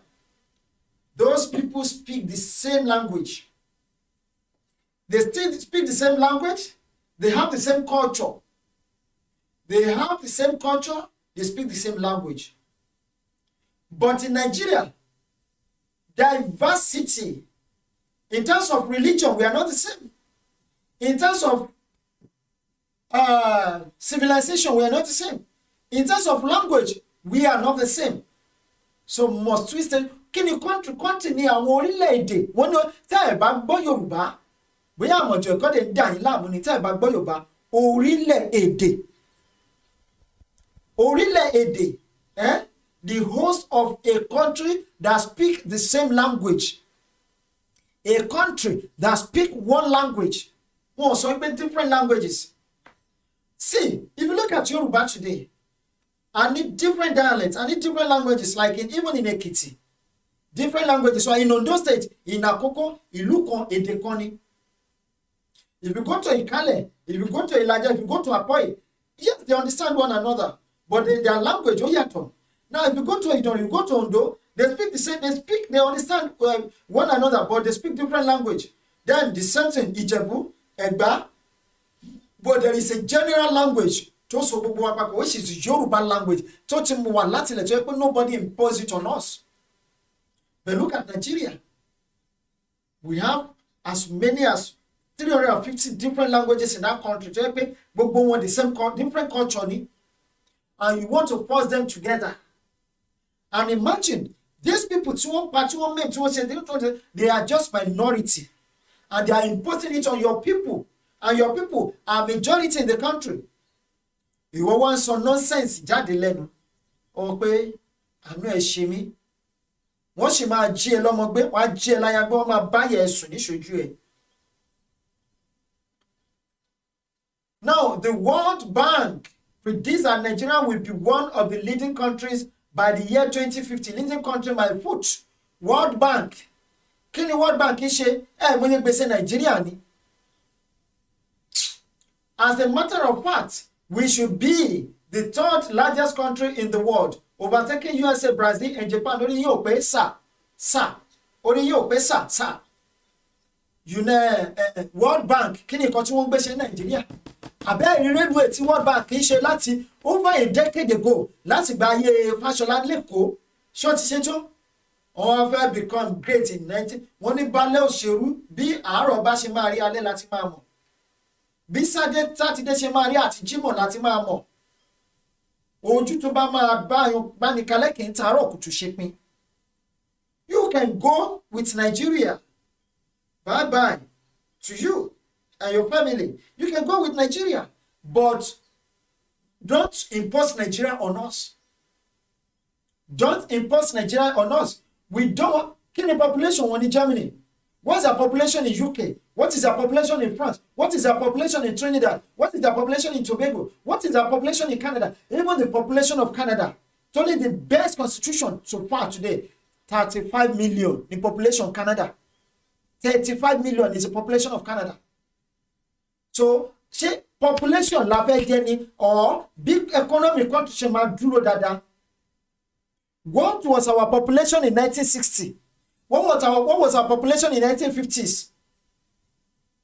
Before we came together as a country, are we not achieving unachievable things? Táwọn Africa, akẹgbẹ́ wa ní Africa and European countries only achieve gbogbo eléyìí. So must we come together to achieve to become a great nation? Must we come together to become a great nation? Tó bá jẹ́ nítorí ẹ̀ pé ọ̀kẹ́ ikú ni ọ̀kẹ́ òpè ọ̀kẹ́ ìbànújẹ́ ọ̀kẹ́ dìdìrìn. Now, only if we stick together, we will still become great like China, where India now is coming out of our problems. Indians speak the same language, general language. Now, you want to become a great nation. You render your best brain idle. You empower your worst brain. And you want to become a great nation. You force your best brain out of the system. You chase them out of the country. You make the environment unconducive for them. You make life unbearable for your best brain. How do you become a great nation? How do you become a great nation? Mi ò wá mọ analysis wọn bó ṣe arrive sínú sí nǹkan tí wọ́n tó ń sọ lọ́wọ́lọ́wọ́, mi ò mọ bí wọ́n ṣe arrive sínú inú bó ṣe arrive sí ideology wọn, bó ṣe come about his ideology. We were going to become a great nation in 1950, in 2050. When your best brain are not, the best doctors so far, Nigerian best doctors are no more in Nigeria. Nigerian best engineers, Nigerian best scientists are no more in the country. They are using their brain to build the European countries. They are using their brain to build America. They are using their brain to build Australia, to build Japan. And you want to become a great nation in 1950. You are sleeping and you are dreaming. You think you are alive. Wallahi, China is finally achieving her potential. China is achieving her potential because they speak one language.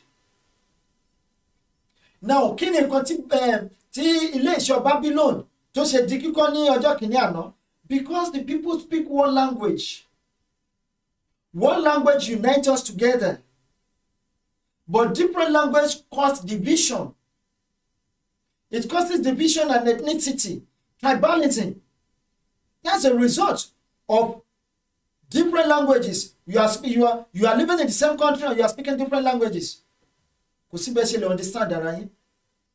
Náà ìwà wo nǹkan tó ṣẹlẹ̀ ní Babylon nígbà tí Ọlọ́run dá ilé ìṣọ́ Babylon wó. What happened?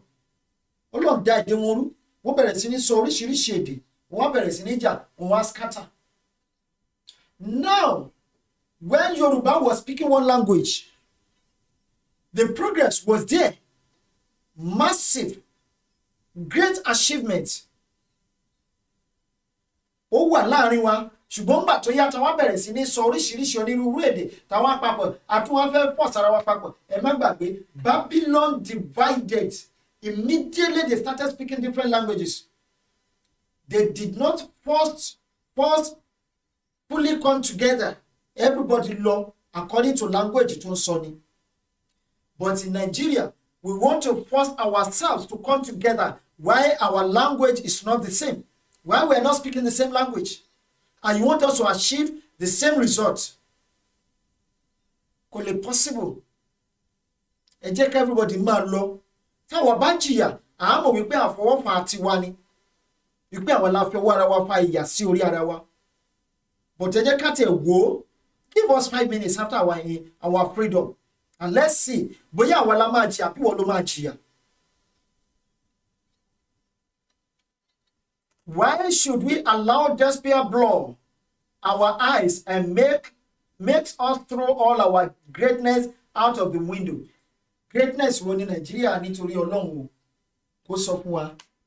What is so great about that country? Nothing. There is nothing great about Nigeria. And nothing can be great about Nigeria. Ayo or one in Nigeria of natural resources at Lobito Crescent at Abuja, run by Fulani. The money coming out of the Ministry of is outrageous. All the precious stones is coming out of Osun State. Èyí tí wọ́n ní ní Zamfara, wọ́n ní àwọn la ní, bòyí tí àwa ní lọ́ṣun, tá a ní lógùn, tá a ní lọ́yọ̀ọ́, wọ́n ní ti federal government. When you broadcast this type of bastards, they think they are important. Please ignore them, take them irrelevant. Ayọ̀rẹ̀ only 24 hours waste management will provide jobs in manufacturing manure for farming and recycling energy in all Yoruba nation. Yes, sharing through our waste tower, we can generate electricity. We have wind. We can generate electricity. We have solar. We can generate electricity for us. That can generate electricity for us. And we have water. We have dams that can generate electricity for us. We have gas that can generate electricity. And the cheapest technology in the world is electricity. When I worked in Cabri, Nigeria, the only things we throw away is garbage. We recycle everything and use it again. Thank you so much. Yes, here we're going to draw the curtain on tonight's program. My country P. Ejeka Padilola, láṣẹ Ọlọ́run Ọba. nílé jù báyìí lọ lẹ́nu o ní ọ̀sẹ̀ wọn lọ́kàṣe ẹ̀yìn tẹ́ ẹ bá wa jẹ́ ẹ̀kọ́ àbínú. Let's continue from here tomorrow. Let us come together as one, Biafra and the Oduduwans. United we stand, divided we fall. But mind you, after the independence, everyone will go his own way. We are not coming together as a country, but we are coming together as freedom fighters. We are coming together to free our nations. Underline that word. We are coming together to free our nations. Underline the phrase. Our nations. Our nations. We are coming together to free our nations, not our nation. Because when Biafra and the Oduduwans, when they come together, they free their nations. Then they know that two nations have come together to free their nations. Then after the freedom, we are going our different ways so that we can do our things differently and achieve different results. Then after achieving different results, then a lè ní bilateral relationship. Trade union lè wà, a lè máa trade láàrin ara wa. So kò jù bẹ́ẹ̀ lọ. See you again tomorrow. My name once again remains Ejile Marcus Apedibayi. Gbogbo lẹ Turkey. Guru Maharaji Aderinpoṣonu, Mr. Sport. Ẹ ṣeun o. Ẹ̀yin ọmọ Yorùbá tẹ́ wà ní Turkey. Tẹ́ ẹ fẹ́ darapọ̀ mọ́ ìlànà ọmọ Oòduà nílùú Turkey. Ẹ darapọ̀ mọ́ wa. Ẹ pè wá lẹ́yìn ètò. A máa sọ bí ẹ ṣe máa rìn. A máa sọ fún yín. Ṣùgbọ́n títí di ìgbà náà ńkọ́ ẹ̀yin èèyàn mi. Tẹ́ àwọn.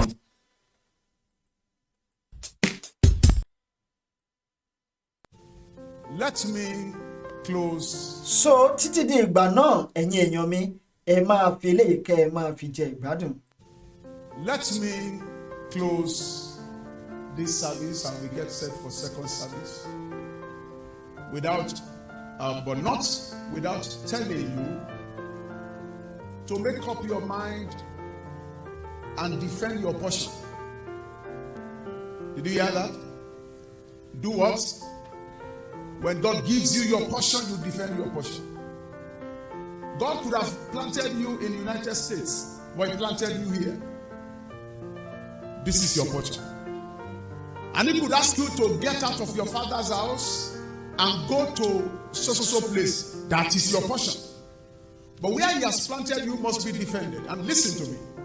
And I say this with all sense of seriousness and responsibility. If an opportunity comes for you to vote, whether in a referendum or in an election, please vote according to your choice. Vote according to your will.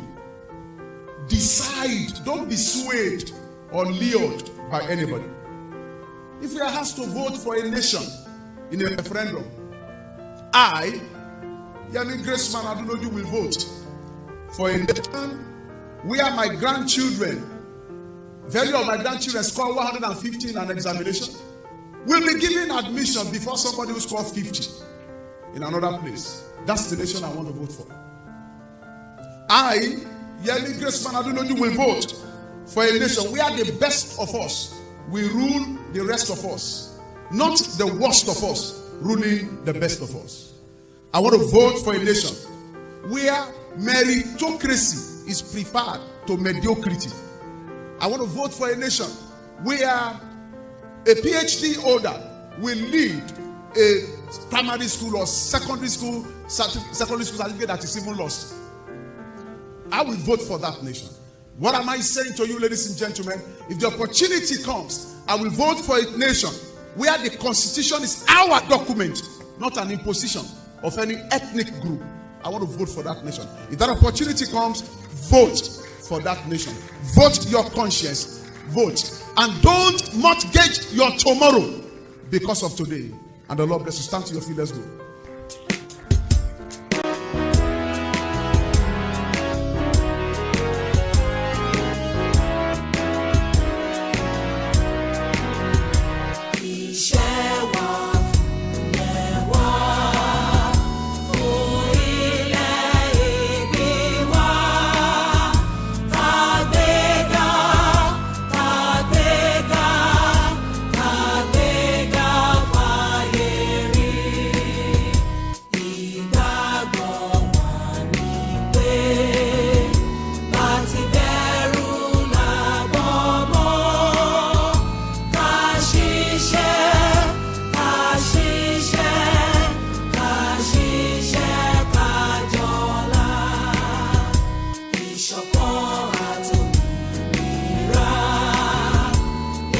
jẹ́